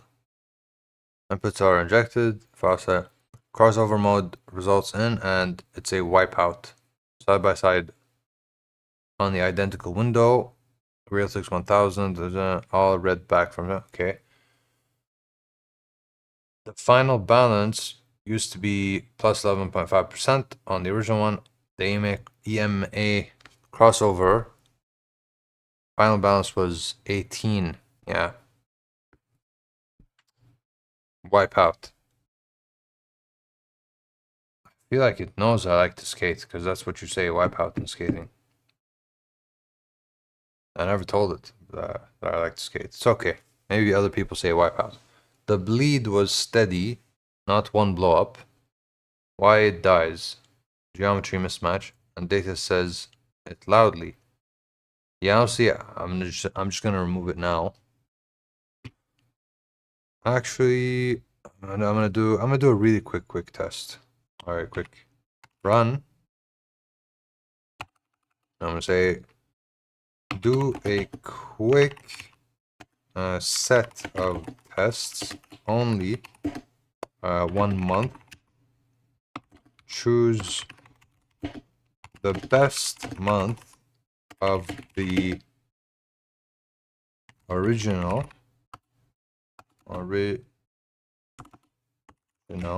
and run a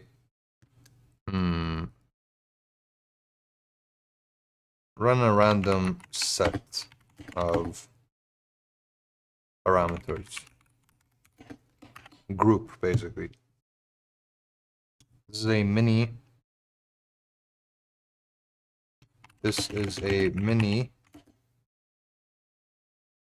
faster version of a slow genetic test. Alright, I'm really curious to see if my EA skill can be used for something like this, because this is completely out of the box.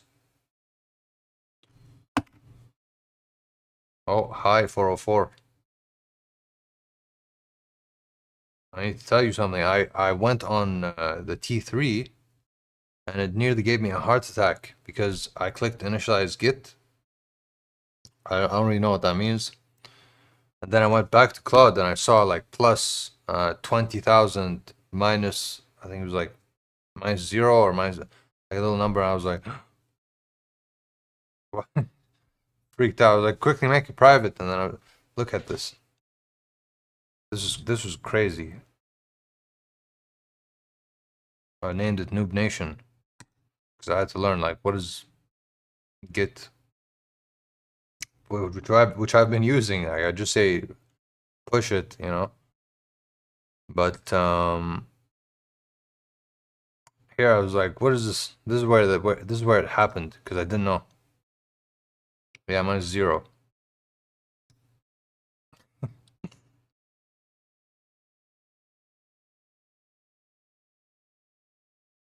Why I'd press? Why I'd not press this button? Secrets.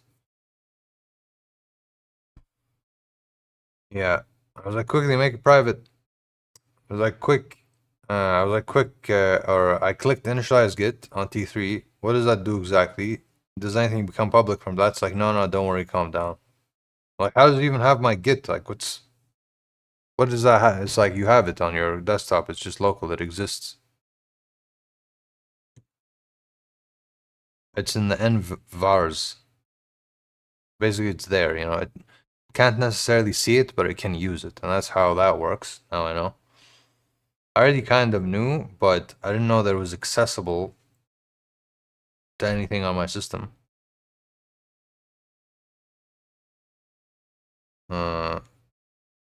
Still see this. I don't want to commit anything. Remove it. Yeah, and then I removed it. I don't want to initialize Git. But yeah, and then I asked a bunch of questions about T3, and obviously I clicked around just to see like what's going on, and I realized that there are advantages and disadvantages. And for a newbie, probably Claude is better because it's just safer. Like there's less options. It's kind of like driving a car automatic versus driving manual. If you're driving it manual, you do have kind of more controls. Like you can do more. The automatic car doesn't let you floor it immediately, depending on the car, I guess. Yeah, I'm gonna like work my way up to actually using it. Probably gonna continue to click around, have mini heart attacks again and again. I finished the EA skill, by the way. What have you been up to? Did you do any projects in this short period of time since yesterday?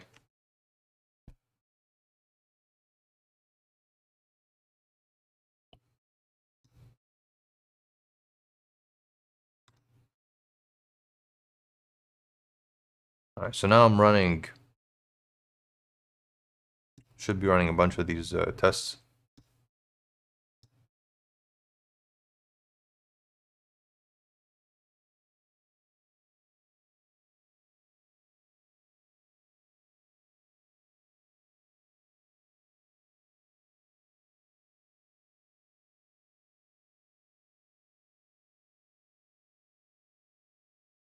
I'll run the current defaults as baseline plus 10 random parameters set thresh. Okay. First, verify the scriptable MCP client works so the whole batch can run in one loop.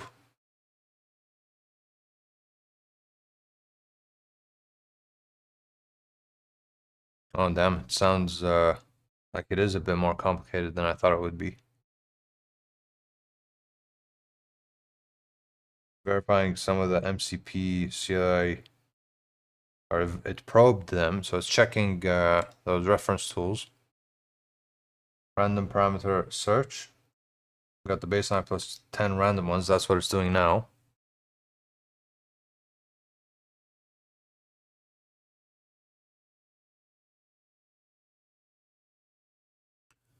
Okay, while that works, you know what I'm thinking of doing? I'm thinking of putting this up on, pretty sure it has edge. It might not be the best edge, but from the auto run and just from my experience with the other EA, from basically trying this, specifically this indicator, the adaptive moving average, on a bunch of different EAs that I was building, I know it has edge. Like there is edge. I think I'm putting it up as a signal because some people they just prefer signals. They don't want to sit there and do things on their own. It's easier. They care about their time a little more, and they're not that interested and passionate about trading. Everyone has to be.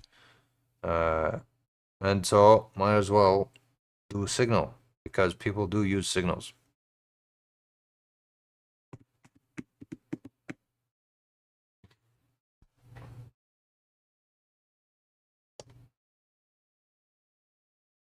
Oh.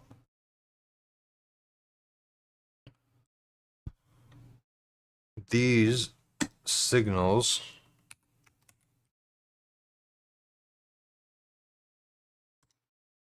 most of them are like martingale and grid trading and those sorts of things. Not all.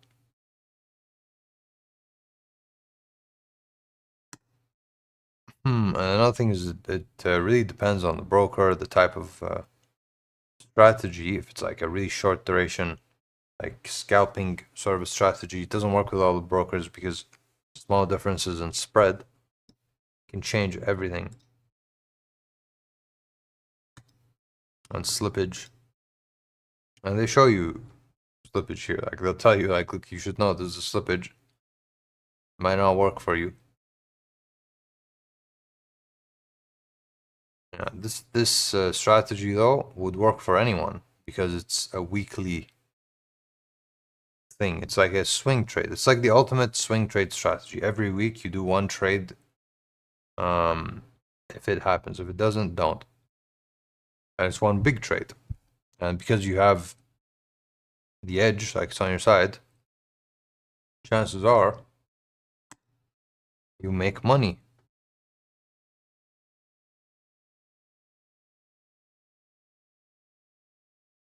All right, this is still running.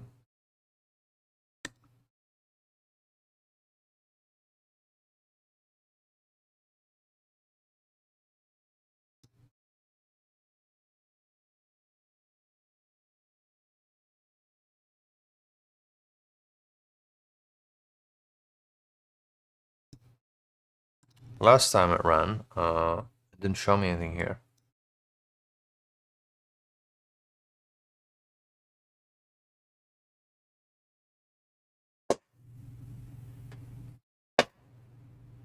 Today is a really slow day. Compared to yesterday, it was like the boring day, I guess.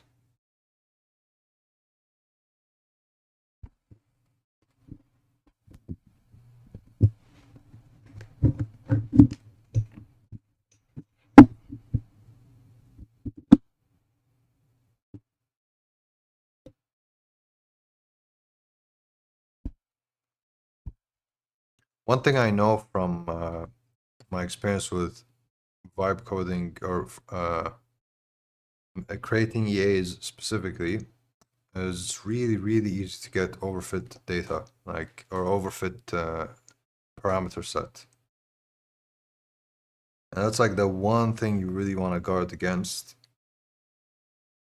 And that's pretty much the main thing that's pushing me to do this expert advisor specifically, is because I can say with a high degree of certainty that the edge that I got, which isn't a lot, is definitely not from overfit because I did really, really detailed walk forward testing. And if you move the parameter sets around a bit, you don't lose just immediately on those different walks. So that's why I want to modify the strategy, kind of push it, see if I can risk more. And ultimately, that's what I'm trying to do. That's the goal, is set this up in a way where I'm able to, per trade, risk a lot more. If I can do that, then it makes a lot more money. Instead of making it 11.5%, which is what it says here, you can go for like 20. Thing is, this is a 11.5% from, it's like almost, it's like a 2-year period. So it definitely needs a lot more. Making 11.5% in 2 years is not good. Nobody would want that.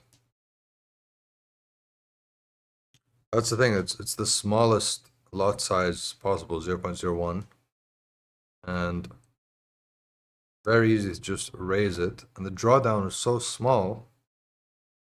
I think it was like It's either 5%, it was definitely below 15%.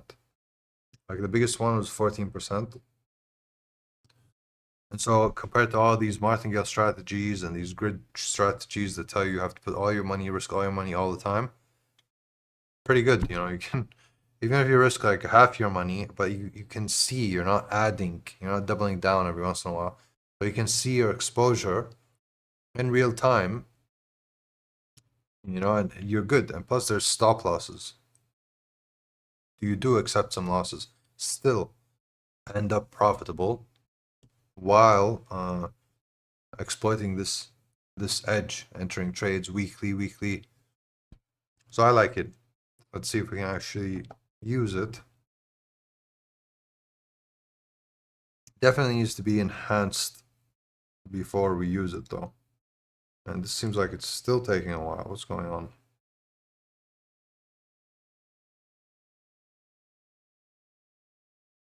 Still trying to verify this stuff. It's running into all sorts of errors. I click stop. That was a fail.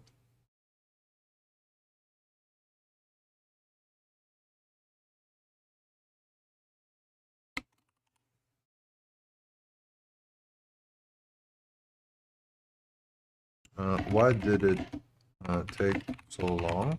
And why did the verification of the MCP fail? Question mark. I saw lots of errors in red text. Explain to me what that was without too much jargon, and don't proceed. I say don't make any changes, but really don't proceed with what I asked you to do. Because what is going on?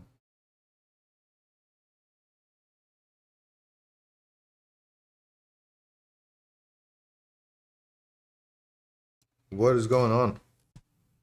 No damage done. MCP itself is fine. The mess was 2 bugs on my own batch script. Here's what happened. Why every run failed the red text to launch each backtest from inside the loop. I'd hand the tester a file path written as JSON text.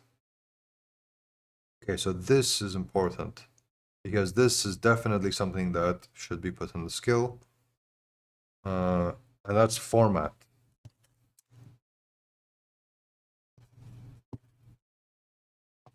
Maybe it's a quick thing. I don't need to write it down. We'll see.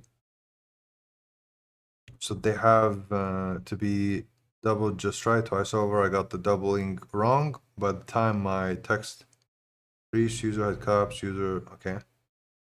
Why it took 10 minutes after each launch attempt, my script watched the tester's log file waiting for a final balance and to appear, giving up after 90 seconds. Since no backtest was ever actually started, that line never reappeared. Okay, so there's 2 things. Number 1, always trigger an immediate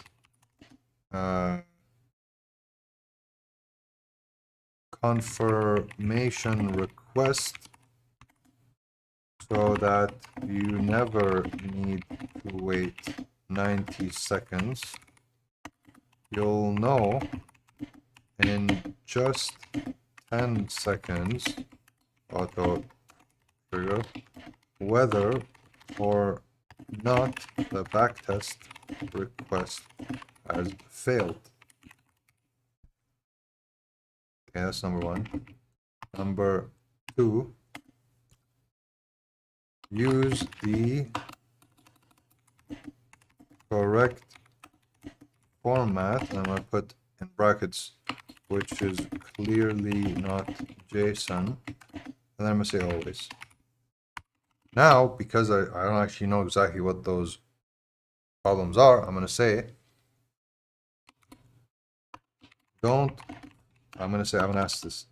Can these 2 skills Are these two? Let's say this. No. Say, should these two new rules be folded into the existing sub skill family? EA skill family. How should they be folded in? And I'm gonna ask, what is the optimal language to ensure that the correct or the exact problems you just faced are addressed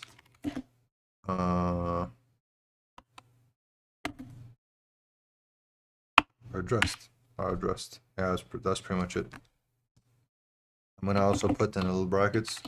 Note, don't make any changes yet. Just respond my questions in a detailed manner. I auto-triggered with my finger the enter button.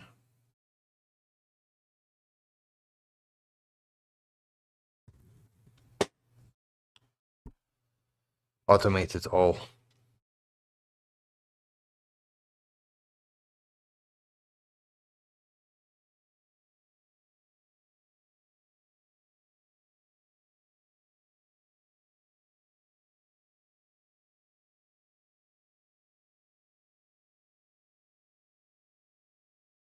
Well,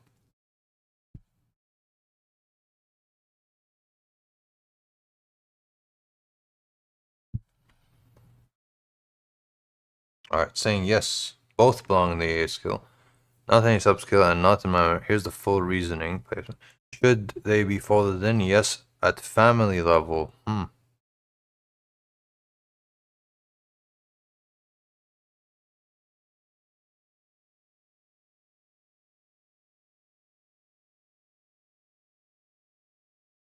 Oh wait, no, I understood that wrong, I think.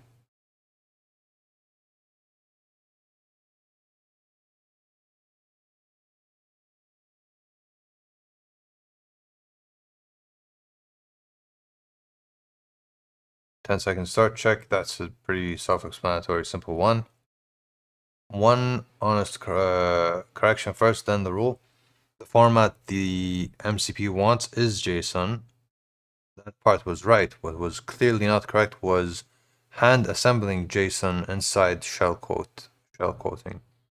Okay, where the shell and JSON fight over the same backslash character across two escalating layers.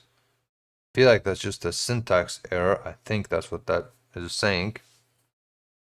So the optimal rule doesn't say don't use JSON.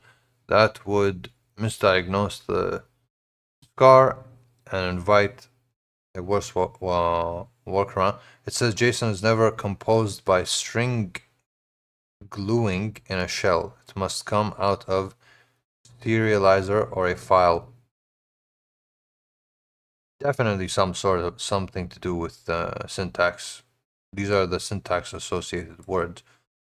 And my low level view, I'm not gonna, you know, people who say my high level overview is this.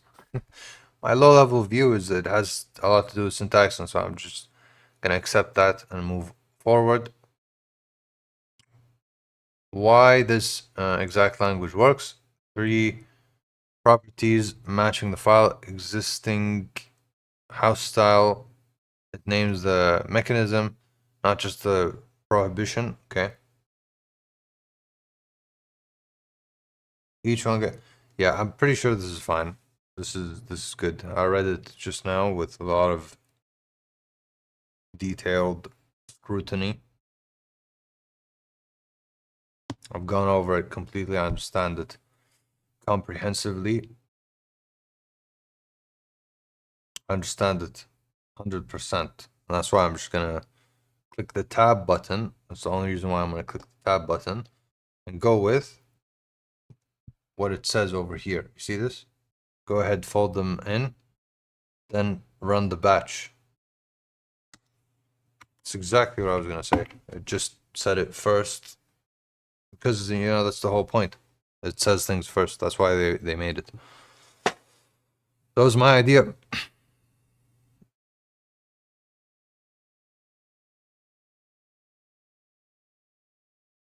Jokes, jokes. I'm just joking.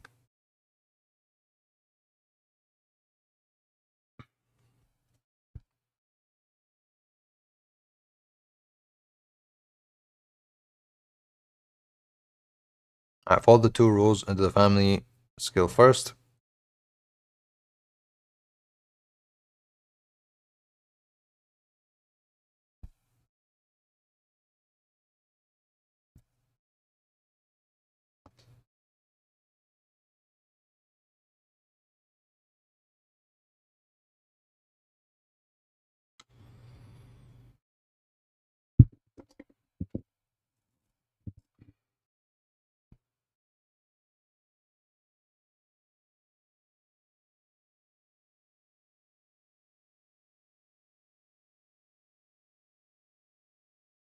Spending too much time on the screens, you need blue light glasses.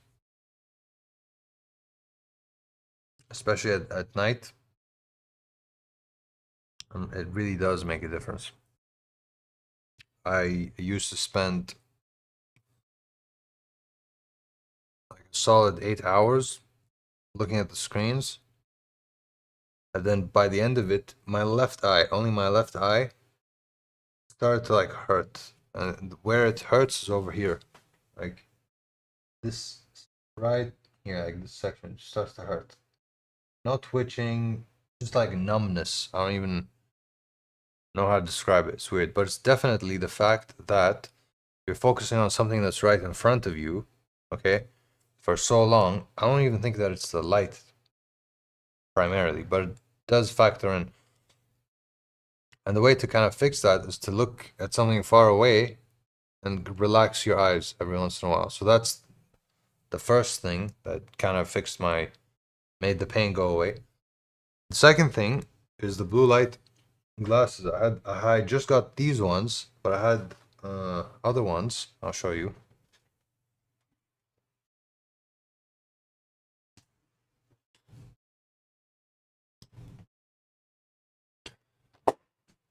I've been using these glasses for a very long time now, and they've been completely fixing my issue, but you can see they're murky. See how murky it is? Extremely murky. Now, you might be saying, it's fine, just like clean it. I tried. I tried. It doesn't go away. The one on the left, it doesn't go away. It always comes back. I used like alcohol, and I used this, okay, and just simply does not go away. I'm not sure why.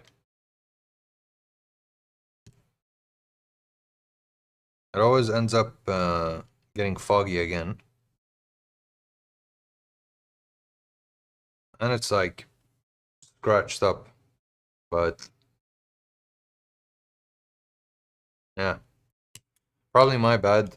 Maybe I didn't take care of it or something. But then I got these ones and now I can see clearly again. But this isn't a long session, so there's no point. It really makes a difference at night.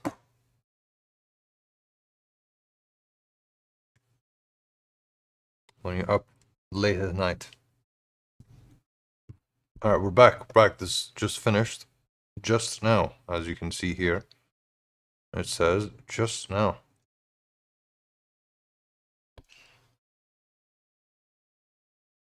Go ahead, fold them in. / results October. Base. Oh, it actually did the run, not just holding them. 3 things the mini search actually tells us. The defaults are sitting on local optimum. Nothing beat the baseline. Okay, so basically, that was a horrible idea. Completely horrible idea. Threshold is the master dial, and it's a cliff in both directions. Good to know.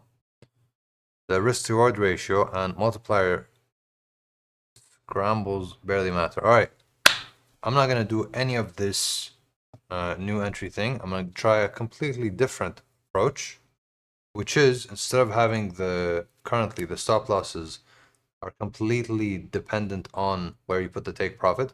I'm going to change it and I'm going to make it so that stop losses are all just a bit closer. Either you lose on everything, just like that, or you win on the different levels. Now, the reason I want to test this is because if you have different levels of stop losses, maybe triggering the first one has a high probability of triggering the second and third and fourth. Maybe triggering the first one is probably a sign, let's just get out of everything because we were wrong.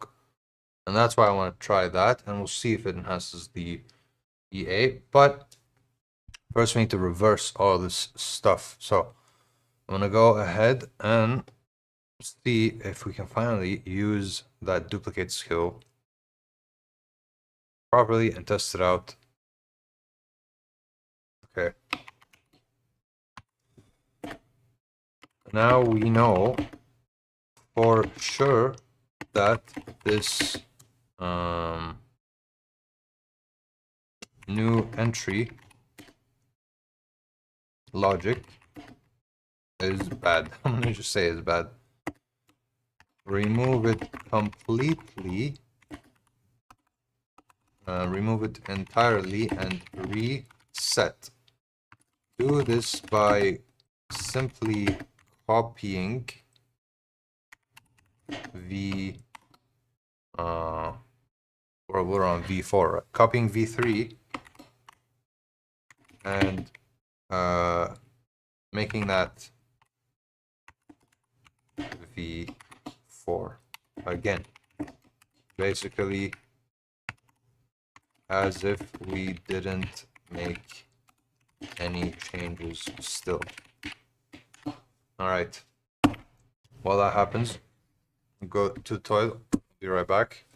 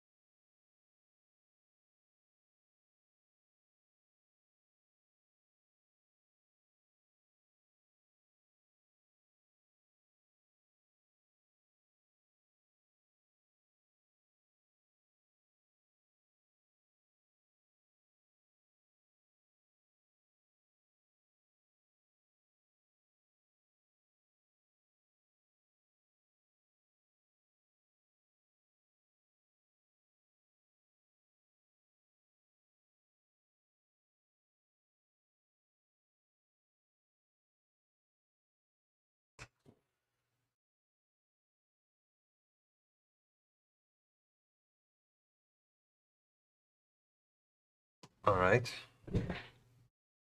Oh, this is weird. Something appeared over here. The file has been modified outside meta editor. Do you want to reload it and close and lose changes made in meta editor? Yes. All right. I think it did it. I left it unsupervised and it worked.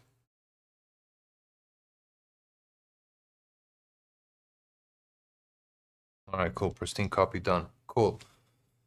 Now we'll try exit mode. So kind of like what I said, but I'll say it in a different way.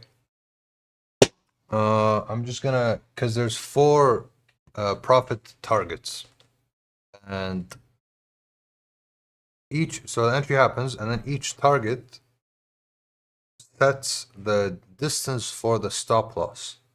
And I set one risk reward ratio, which means that if it's like, say 25 pips away, the target, and we entered over here and we have a target, stop loss, I don't want to say arbitrarily, but based on the fact that this is 25 pips away, goes 25 pips away as well. The second target is 30 pips away, then the second entry 30 pips away for the stop loss down here. And that's basically what we've done. So what I'm going to do is add a mode called closest SL true false. If it's closest SL, then choose the closest stop loss to the current price. Make that the stop loss for all of them. We'll see if it beats the current version. That's exactly what we're going to do right now.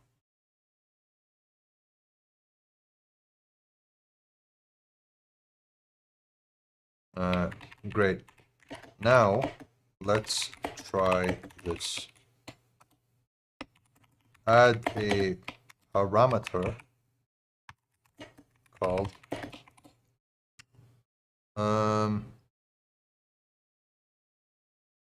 unified SL preset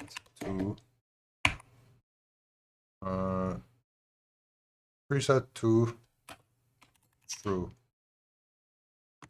which brings all the stop losses to the closest one to price, to current price.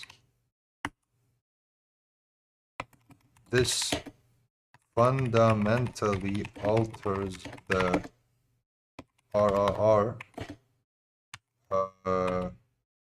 parameter, so ensure that the logic does not compete to C, or does not compete, and holds in and is wired in correctly. I think that's a good enough prompt. It'll know what to do.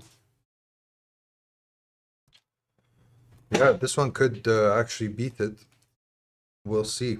We'll see. Either it's gonna, if this doesn't work, then I'm gonna change the kind of unification from the closest one to current price to the furthest one to current price.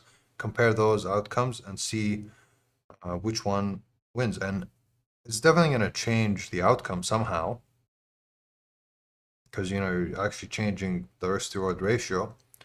This increases the reward and decreases the risk. But when you do that, you just change the chance of you getting stopped out. So we want to see if the chance changes so much so that it just doesn't make a difference at all, and then you end up with the same amount of profit or loss because you lose more. Or it just actually makes more money. Watch it lose money. We'll see.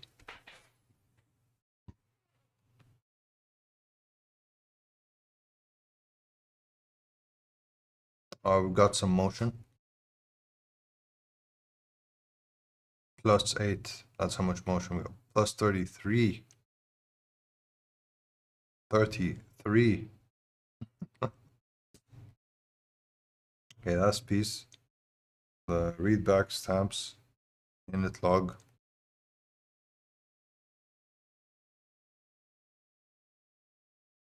I don't see any changes on this here.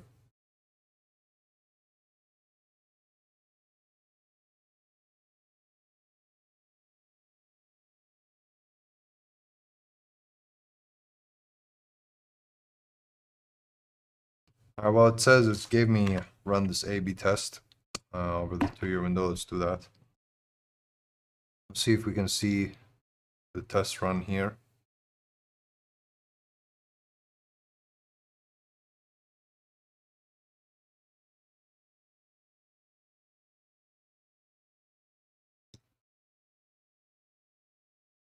Yeah, it's running. I wonder which one's gonna run first, the original or the other one. Plus, for an A/B test, like if you think about it, we already have the data for the original over that 2-year period. So really, there's no point in rerunning the second one. I wonder if Fable is going to decide to run the original one again anyway, just for like fairness, I guess. But it's completely unnecessary because we already have that data. We'll see though.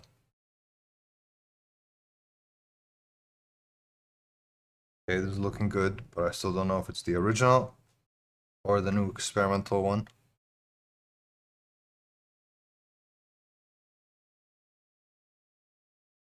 I think the original did that also.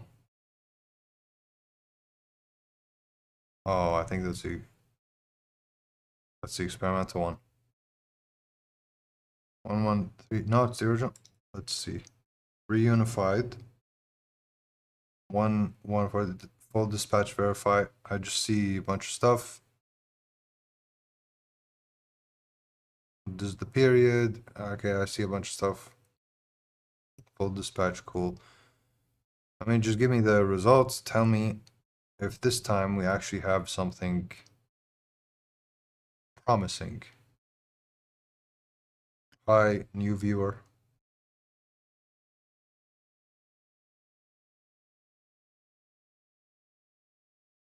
Oh, it's done. Okay, let's see.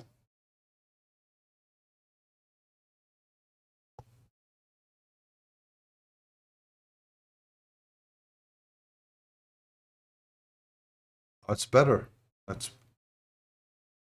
looks like a bigger number. Okay, let's see. AB complete. Same window. Results unified. Stop loss wins plus 16.2 with the risk cut essentially free. Nice.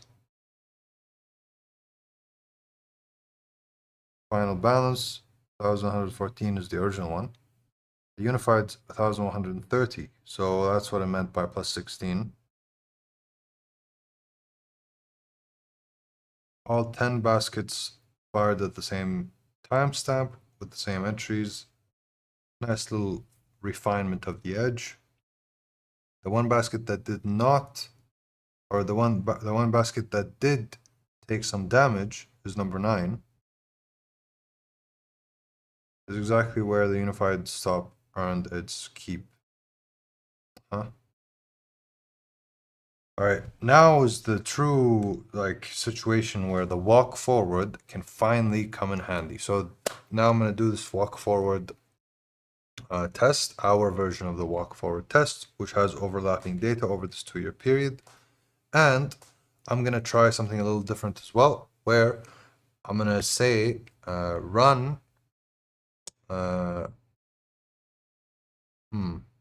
actually no, let me just do the normal one first. Let me do the normal one first. I was gonna say instead of just beginning of the month, half the month, like the 15th of the month, let's change some things up. But I think that's hard coded and I don't want to push it too much. But yeah, let's just run it normally.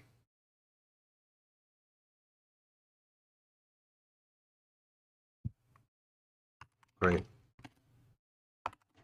Run an EA walk on the new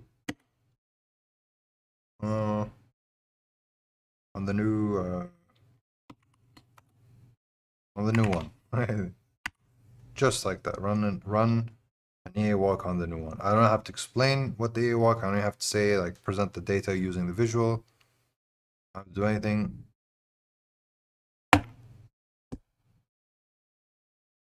It's weird when you develop the habit of doing all the work manually. I bet there's a software developer watching this and like, what do you mean manual? You've done nothing manual. For me, manually, like if I was using GPT and I had to copy code and look for compilation errors and everything, and then you get this boost where the smartest thing to do really is not do it manually because it can handle that work for me anyway. It's like prompts used to be long, they used to be detailed, you had to embed a bunch of context, really do the in context learning thing, define everything. Now, sometimes like a shorter prompt is actually better because when you're too specific with a bunch of different prompts or a bunch of different details in your prompt, you close doors. You just close a bunch of doors, and then it can't reason in the most effective way possible because you blocked it. You blocked that possibility. And so now I'm really struggling, especially since Fable came out, struggling to see or to choose between having prompts that are detailed and you write everything down versus having prompts where I'm just having a conversation, which I think is part of how they trained it. They want it to be this way. The objective is for the large language model, the AI, to communicate with just English language. So maybe you should talk to it the way you talk to a person. And with a person, you don't sit there over, I guess, compensating, trying to give them every single little detail to make sure that they don't forget. Because if you do, they get pissed. And then, you know, you lose the conversation. It's like, don't talk to me anymore. You get the point, I think.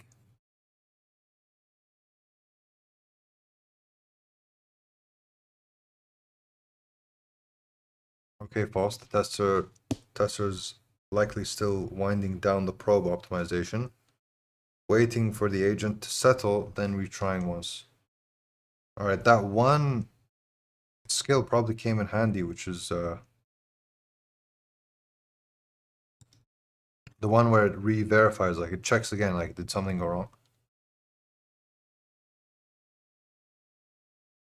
Oh, never mind. Didn't even start. Okay, here. Full probe, yes. 6 week, custom 1 month.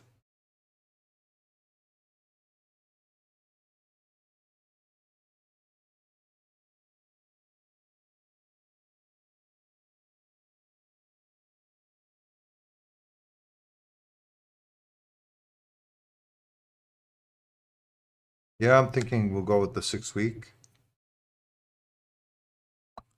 So it's gonna do it. It better present the correct one, the correct visual. Oh, that's just the run button. Yeah, so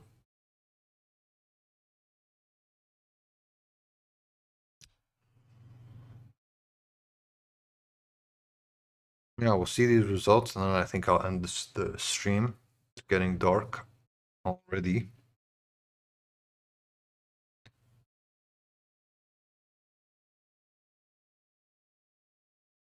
Yeah, since nobody joined, well, some people did join, but pretty much not that much engagement. This is my actual workflow. Like this is what it's like, just running into little problems. The boring, slow work. That's what it's really all about. But if you've made it this far, number one, I congratulate you. You've made it this far into like a really slow process. If you have that much focus, you can probably do anything you want to. Number two, thank you. Yeah, let's see what this says. 6 weeks is over the hard cap. Max 33. Oh, it's over the hard cap. Max is 33 days. For the density, fall back to 1 month window. Why is it over the hard cap? I don't understand. But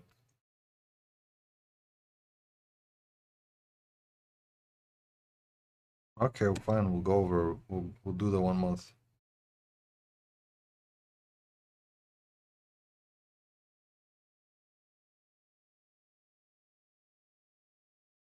Yeah, this needs to be looked into.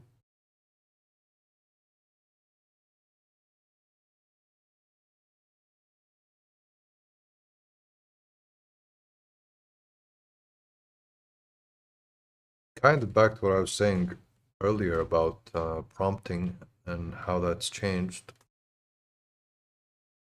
MCPs and like really agentic AI is different because you shouldn't prompt with this idea that you need to embed all the context. You should prompt with this idea of telling it, go use this tool, whatever the API, SDK, MCP, whatever it is that connects you. You put like credentials or token or whatever it is, and then it goes and connects, and then it finds you should just tell it, like, go find the relevant context and then use it to create a plan, as opposed to telling it, here's the plan, and you just write the plan. And then that way, there's just a higher chance that you end up being exposed to a better plan than you otherwise would be exposed to if you didn't ask it to hunt using those connectors. Same is true kind of with the MT5 MCP, because I'm talking more about like Google, their APIs, which so much data that you can get from Google. Well, really from, they have more than one API. They have a bunch of different, I think API is like this MCP has APIs inside it, like a bunch of APIs. That's my understanding so far. I hope I'm not wrong. But if I am, I mean, I'm still programming, so the language does kind of still work.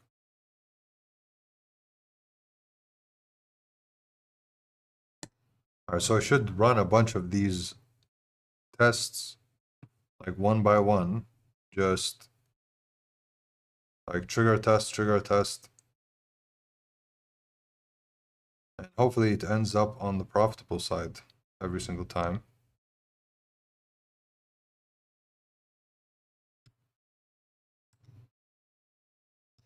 I don't think it ran any tests.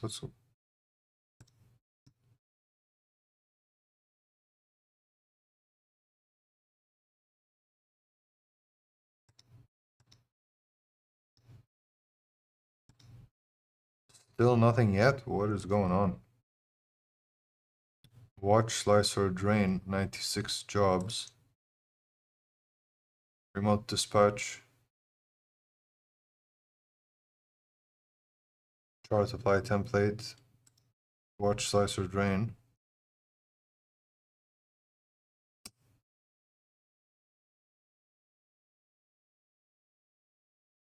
Stop, no progress. Signal moved for 181.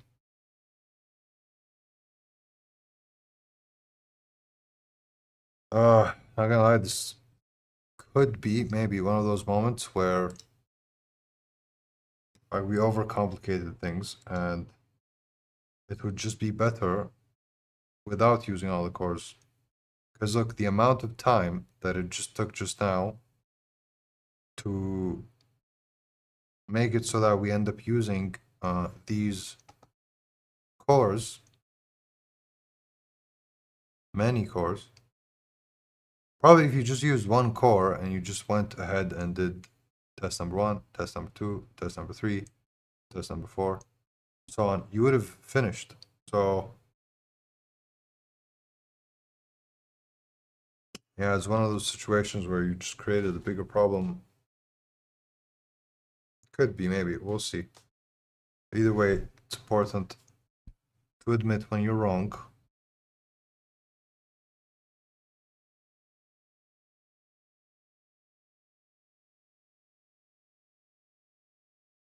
Let's see what this says.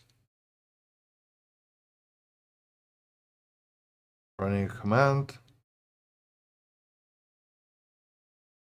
Fresh chart plus template applying check attach journal.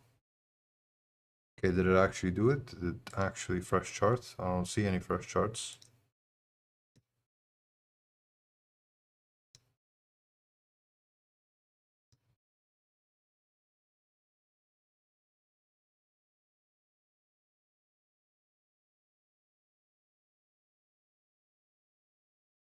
I should see GBP, JPY with like those windows.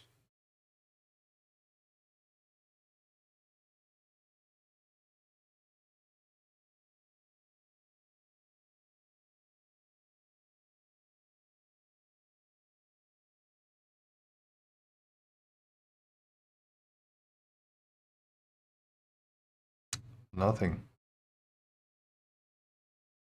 Oh, there it is. I found it. It is working. Here, it's generating. 8, 7, 8. Those are new ones. I just saw 8 pop up. 9. Okay, it's working. It is working. 10.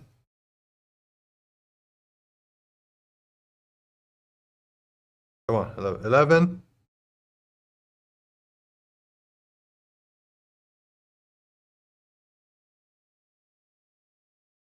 12. All right. Took a while. But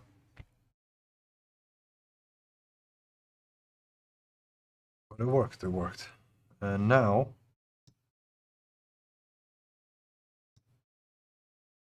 check here.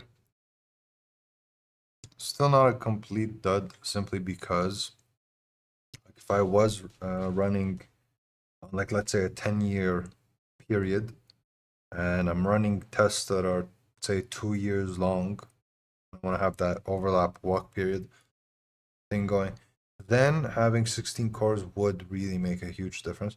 But if you're only running like a 2-year and you want to have month, no. It's like one of those things where the amount of data,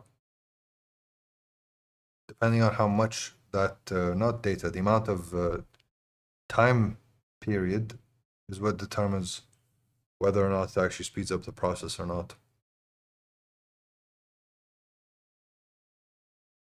But it's definitely not one of those things where like you can use it very quick for iteration, because this just took way too long. Literally forgot like where I am like in this whole thing. I'll keep it. I'll definitely keep it in the EA or the EA skill family, but I don't know if I would actually use it very frequently, at least, because it is pretty useful, but more useful for like at the end if you want to check, okay, I've done all this work, I've done all this stuff. Now I just want to know whether or not, like, okay, does it actually have edge? Is it good? But if I'm done, I can just set it and then forget it, move on, come back and have it run on like 10 years, 2 windows each window. That would be like what, 19 windows, I think.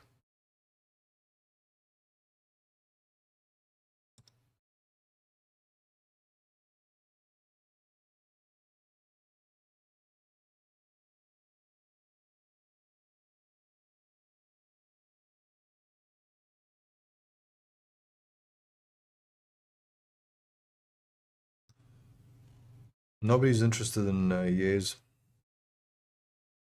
Yesterday I did a stream and a lot of people came because I wasn't doing stuff with this, which I think now, based on today's experience with the stream, everyone considers boring. But then all the other stuff, like we installed the T3, we checked a bunch of repos, we talked all about like vibe coding versus software development, or I guess what is it called, sentient or salient, salient programmer. I think that was called. That was fun, and we peaked at like 6 viewers 3 times. I checked the data, and there were 6 people viewing at the same time, 3 separate times in that like 3 hour stream. It's huge. This is my 5th stream in total. Today, I think the max was 2, and most of the time was just 0. I've just been here talking to myself. That's fine. Goes out as a video, so it makes sense to keep talking. And eventually, someone's gonna watch this and potentially make it this far into the video. And if you did, get glasses. Get glasses because you're probably like me and you just sit here. So get the glasses for the nighttime.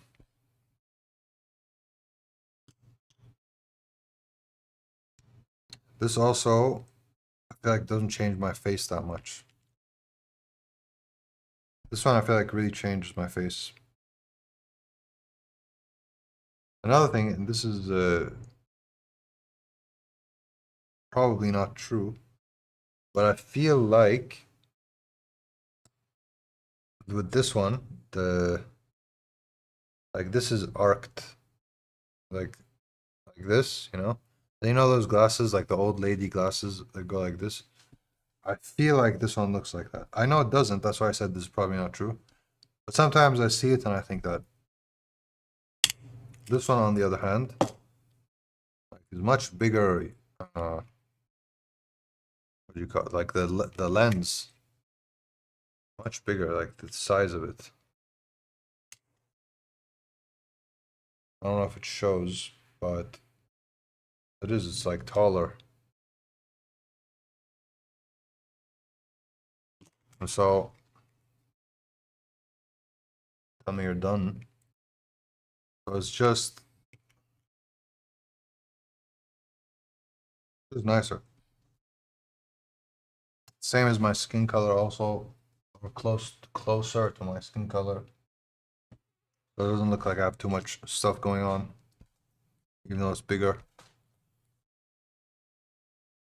If you did make it this far into the video side, let me know. Which do you prefer? The old cruddy one? Marquee one? Okay. It's running. Look, we're running all of the cores. That took way too long.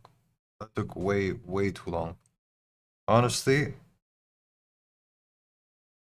this is a problem. I might even completely remove this because I did not think it would take this long.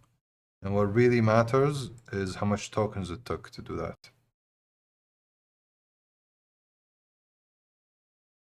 6.7k tokens with Fable on medium. Unacceptable. Unacceptable.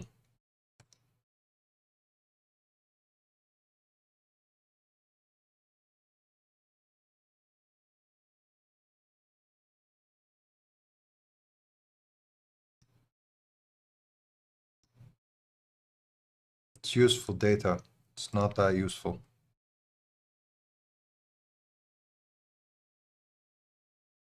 I'm literally going to just strip it out of the family.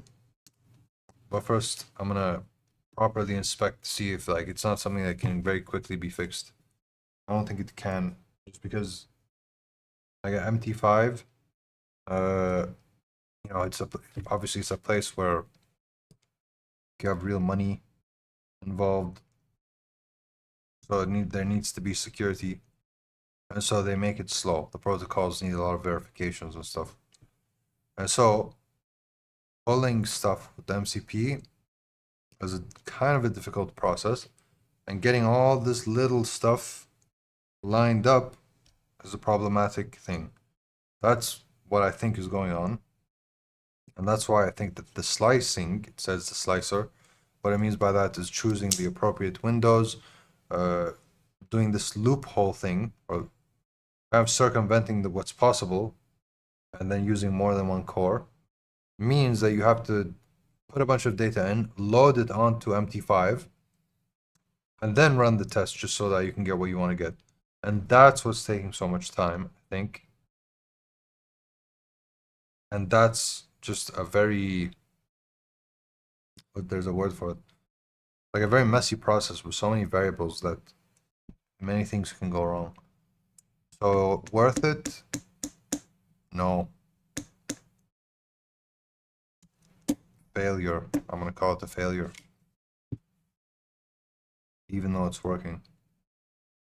Let me show you what I mean by working.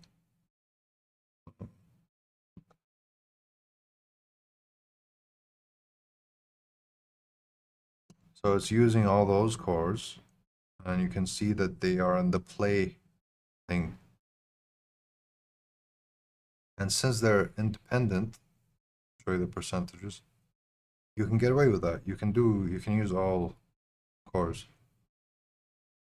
But I'm saying the speed of just using one core, which is the default that MT5 makes you do, would have still finished all these tests so much faster. So much faster. And now, like that's how fast each one of those gets done, right? Now we wait all this time for what should have been a much faster process because we're using more cores, for it to take too much time and too many tokens. That's why I'm saying failure. Even though it worked. In practical and application, it didn't work. In theory, it was clever. I think it was clever. But we gotta just admit that it doesn't work. It's not useful. It sucks. Alright, this is interesting. Look. Already we got the data compared. All of this is the exact same parameter set, the exact same strategy, everything's the same thing. And you have them all side by side. So drawdown was 10.39% on the first window, I believe. And across the board, you have very, very low drawdown.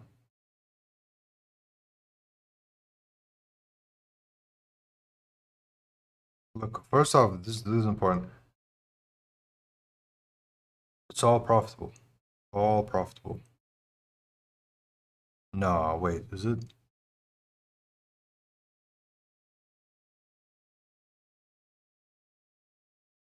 That's kind of intense. How much edge do we have now? Because last time it wasn't all profitable. I need to see the visualizer.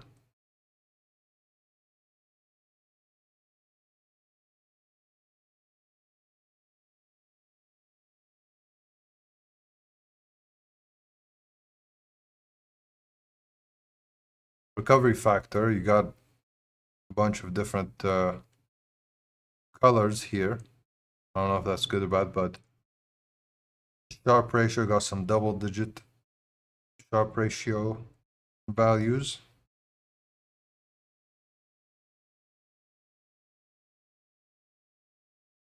By and large, it's just at 1,000. I don't understand why I keep saying. So each one of those are windows, right? They're organized from result, like from. If I do this, I organize them by symbol. Okay, there we go. That's why. So there are some non-profitable ones. Here they are. Okay. So some weeks there were just no trades. Let's look at this before the visualizer even comes up. Okay. So this is what it looks like. Overview.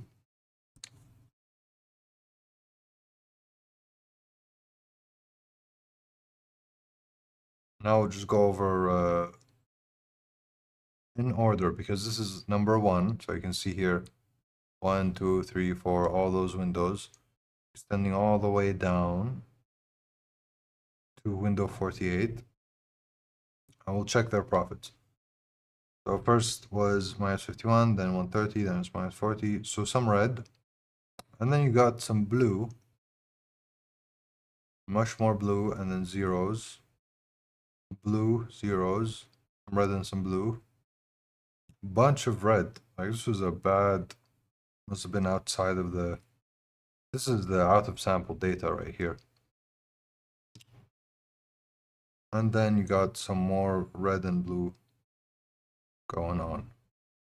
Okay, so there's one time period that is very out of data, which is from window, actually from here down to here. Those are the bad ones.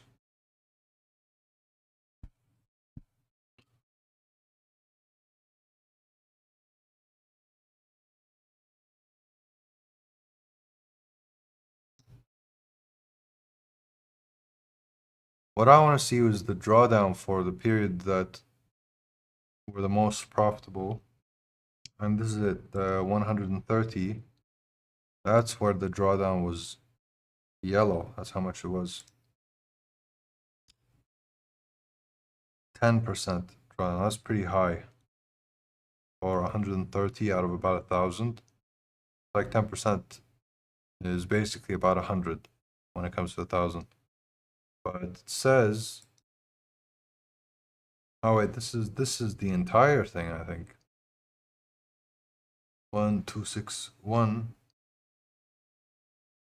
I think that's better than I'm just confused. Alright, I tried. Let's go see what we have here.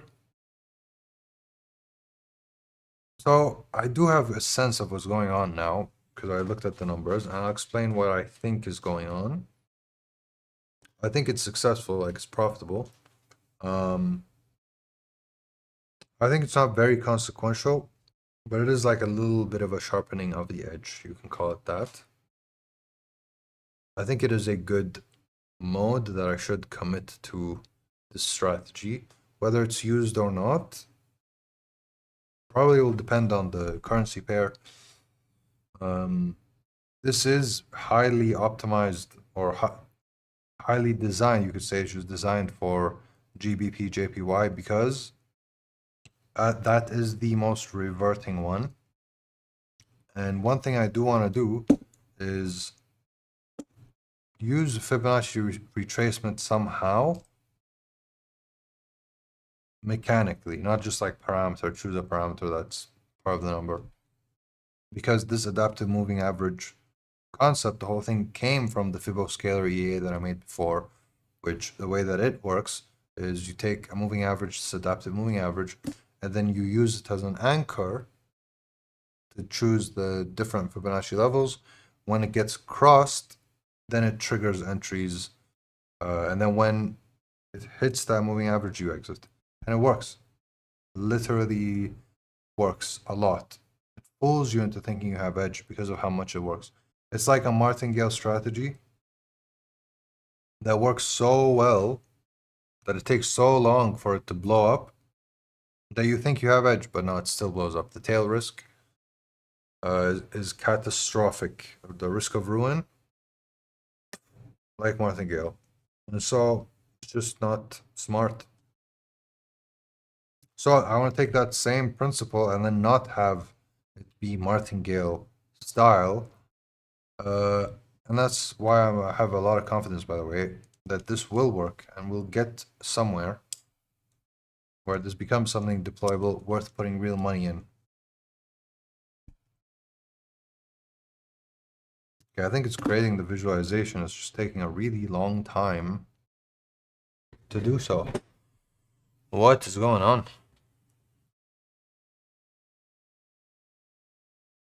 Verify clone, reattach slicer. Dude, is it running more tests?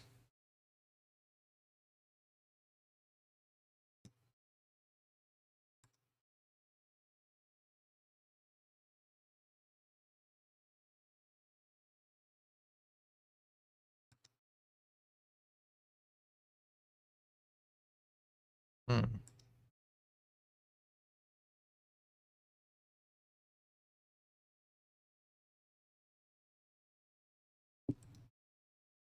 It sounded like a Minecraft NPC just now.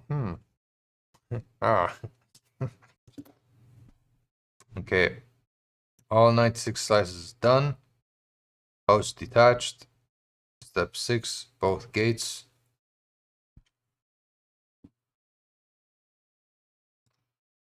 One running task. Attach slicer, wait on pending count directly. Verify clone deletion. Huh.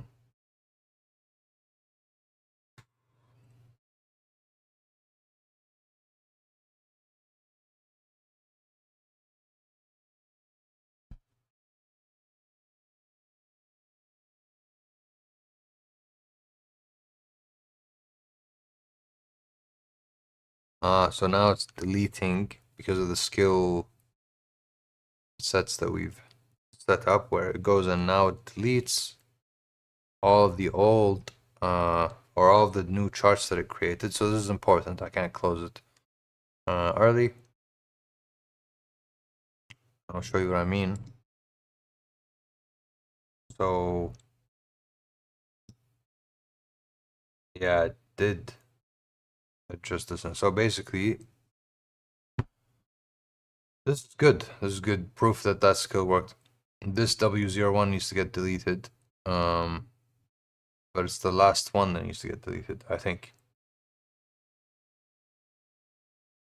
But either way, these ones, W2, 3, 4, 5, 6, 7, every single one of those either got deleted or is getting deleted. Either way, it can't be there. Can't have it there, you know? Because if we keep doing that, adding window, window, window, and then leaving all those charts, and then leaving all those charts as well, then we have a problem. Now, the ones that exist over here are from before I had that skill. So it's understandable that I see a bunch of those charts. But keep in mind, it is deleting a bunch of those new ones. So like this chart, for example, it got deleted. I didn't delete just now. It deleted on its own. Wait, why does it say 1M1? That's weird.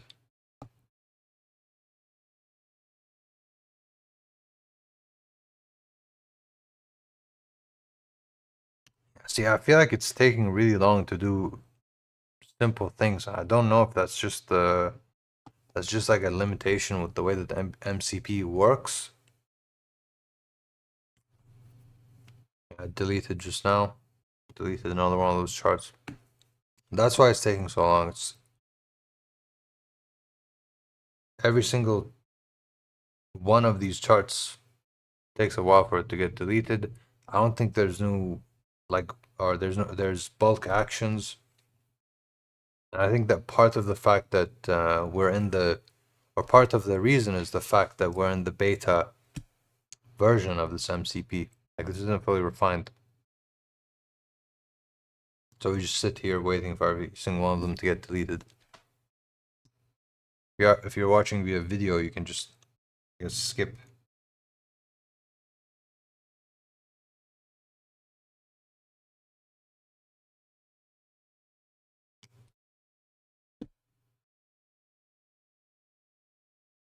And turn on the lamps.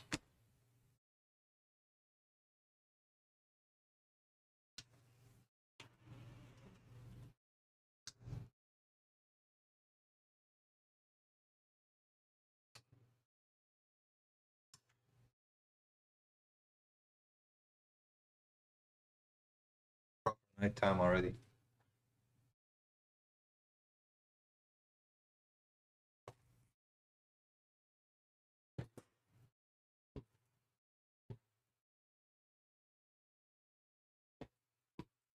Step 6, both gates.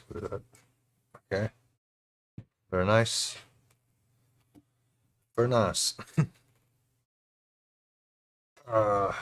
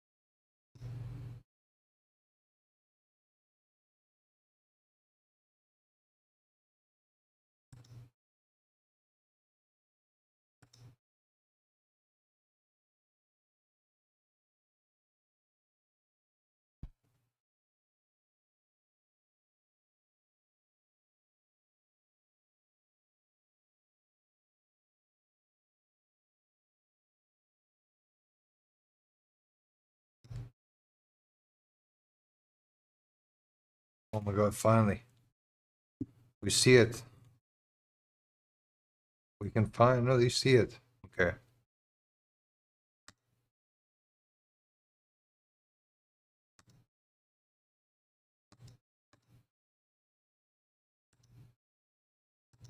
This needs to be fixed. Why is it glitchy like that on my screen? But okay, we have like a full analysis of this even. Averages and what they mean. Con contiguous. Using some words of contiguous, okay. So the prophet lives in two clusters. The strategy spends most of its life either silent or bleeding. One custom item left open.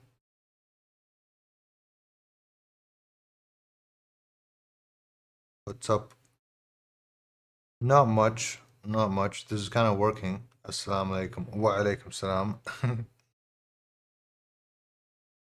I'm trying to. I'm working on this. What's up with you? Let me know. Me, I'm working on this EA. It's looking pretty good. I'm doing a walk forward test. You don't know what that means because it's like more of a trading thing. It's like starting the test in different times, basically, so that we see if the algorithm works. Because if you just run it one test starting from a specific time and it gives you really good results, it could be very in sample. I was just enjoying the weekend, no work today. Nice. Yes. No, literally you came exactly when I was about to end the stream. Let me show you this and then I'll end the stream because this is nice. All the green is good. All the green is good. Green, mostly green. Look at this. Got a little bit of red here, but mostly green. And then if I go to this section here, this is the bad part.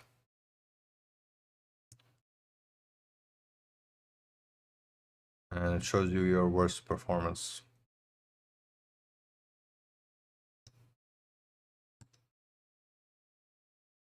What do you do, by the way? What's your job? Does it have anything to do with code?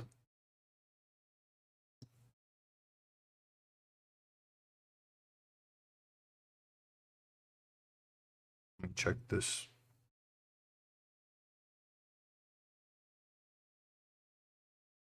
48 overlapping 30-day windows. Okay, nice. So I did it correctly as far as I can see. Right, 30-day.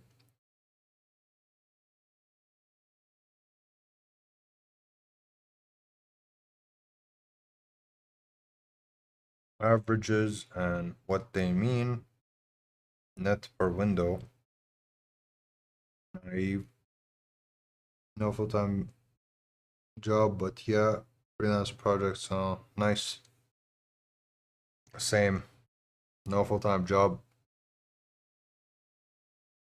Mostly just subsidies keeping me going. Have my own company. I built this website called buyabigbot.com. That's like the new thing that I'm doing. It's pretty secure, like full architecture, everything's good. But yeah, that's like the thing, my full time, you could say. But I also teach skateboarding. Like I have another channel. Let me show you the other channel.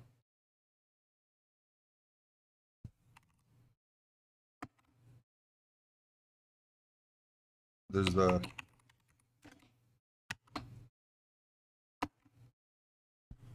This was my first business. I used to sell skateboards. I have a box full of skate components. But yeah, I did the whole skate thing, and then I realized like there's a limit. There's a very hard limit with selling skateboards, especially in Kuwait. Kuwait isn't exactly, skate central. It's fun. Like a lot of people really like it, and that's why you see there's a bunch of kids on my channel because you know lessons. I was teaching lessons. I was giving some money. I was selling all of the gear, the skateboard, helmet, everything that goes with it. Uh, that was also getting me some money, and it was working well. But again, there's a limit. And then I realized, let me take the same stuff that I learned and just apply it to something a much, much bigger market. What's the biggest market? Like out of all the markets, it's Forex. Now the difference is with skateboarding is it's right in your face. Like you know exactly what you're getting yourself into. But with Forex, especially trading, it's not. There's a lot of scams, there's a lot of difficulty when it comes to trust. Skating, get trust immediately. What is this? How are things in Kuwait? Is the Iran thing still going on? Not as much from the perspective of like a citizen. Like before, there was a lot of like warnings. You get a warning on your phone. There's a problem. It says get away from the windows. Now, not a lot, and it's definitely still going. Like we are in a kind of a state of alert. I think there's like levels to it. It's a little better now. It's not like before, but I'll tell you this is not nearly as dramatic as it sounds when you watch like I don't know if you watch Piers Morgan and there's Mario Nafa. Like I watch these podcasts, they make it sound like oh they hit all the desalination, everyone has no water, it's over. I just had a bottle of water. Alhamdulillah, it's okay. But yeah,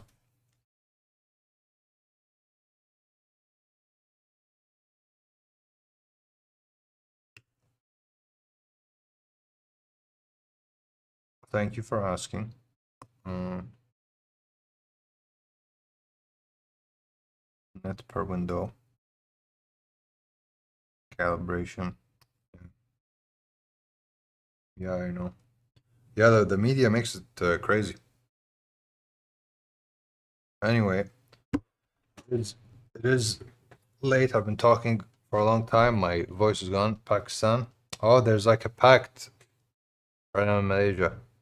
There's a pact in between Saudi and Saudi and Pakistan. I heard, I don't know, I heard like from news that they want to extend it and like get better relations. Malaysia, uh, Ma- Malaysia and Indonesia are next to each other, right?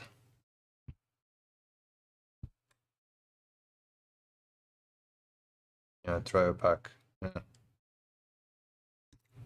Wait, hold on. Saudi, Turkey, and Pakistan. Oh,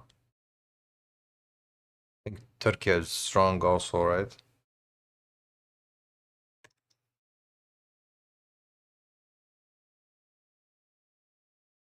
Malaysia and Indonesia, I think, has a lot, a big like trading culture. Like trading is really big in Indonesia, and I think Indonesia is my biggest kind of like most people view from Indonesia. Let me check. Oh wait, this is the wrong one. Where's my pipeline workbench? No, Chimp Studio. Chat curator.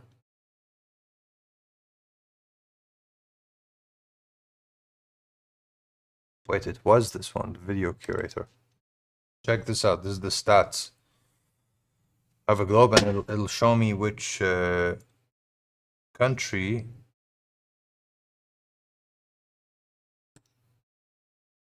Yes, it was this one.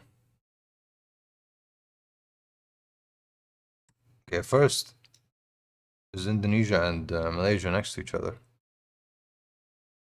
Okay, so Indonesia views my videos the most, and then India, and then United States, and Germany.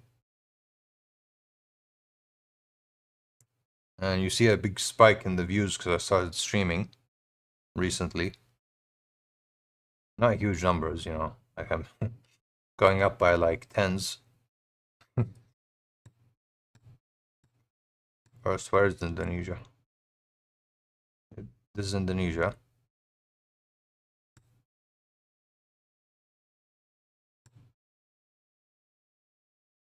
Papua New Guinea. No, it's not even. Ah, I was right. Oh, damn it. Malaysia is really small compared to Indonesia.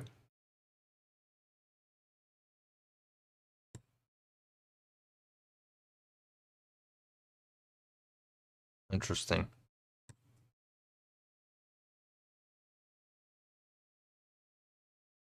Myanmar, Thailand. Oh my god, it didn't zoom the whole time. Globes. The world.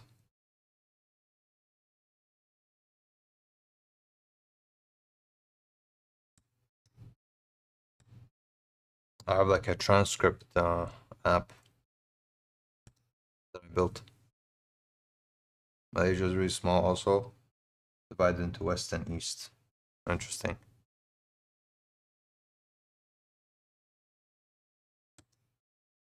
This is the transcript app. I built this yesterday. Takes all the videos and transcribes them, and then does a quick analysis, all the live streams, and then makes it so that the video editor can very quickly just check here, you know, the different topics, and then take those topics and make a clip out of them. Because realistically, like, that's how people make it. There's a bunch of clipping. Kuwait dinar for the one. Yeah. Kuwait dinar is strong. Alhamdulillah, hopefully it stays that way, you know, even with all the crazy stuff that's going on. Performance. Yeah. Anyway, my voice is fading for talking for what should be 3 hours. So I'm gonna end the stream. I'm gonna try to be there daily. Either way, probably gonna be back on another day. Thank you for coming back, actually. Yeah, and keep coming back. I'll see you. I want to click around T3 even more. Still, like today when I clicked around, like I said, scary. So I want to actually ask more questions, like how does it work? What are the controls? I get it, you know, but still want to do that. Tell me more things like later. All right, see you later. Nice. See you. Bye.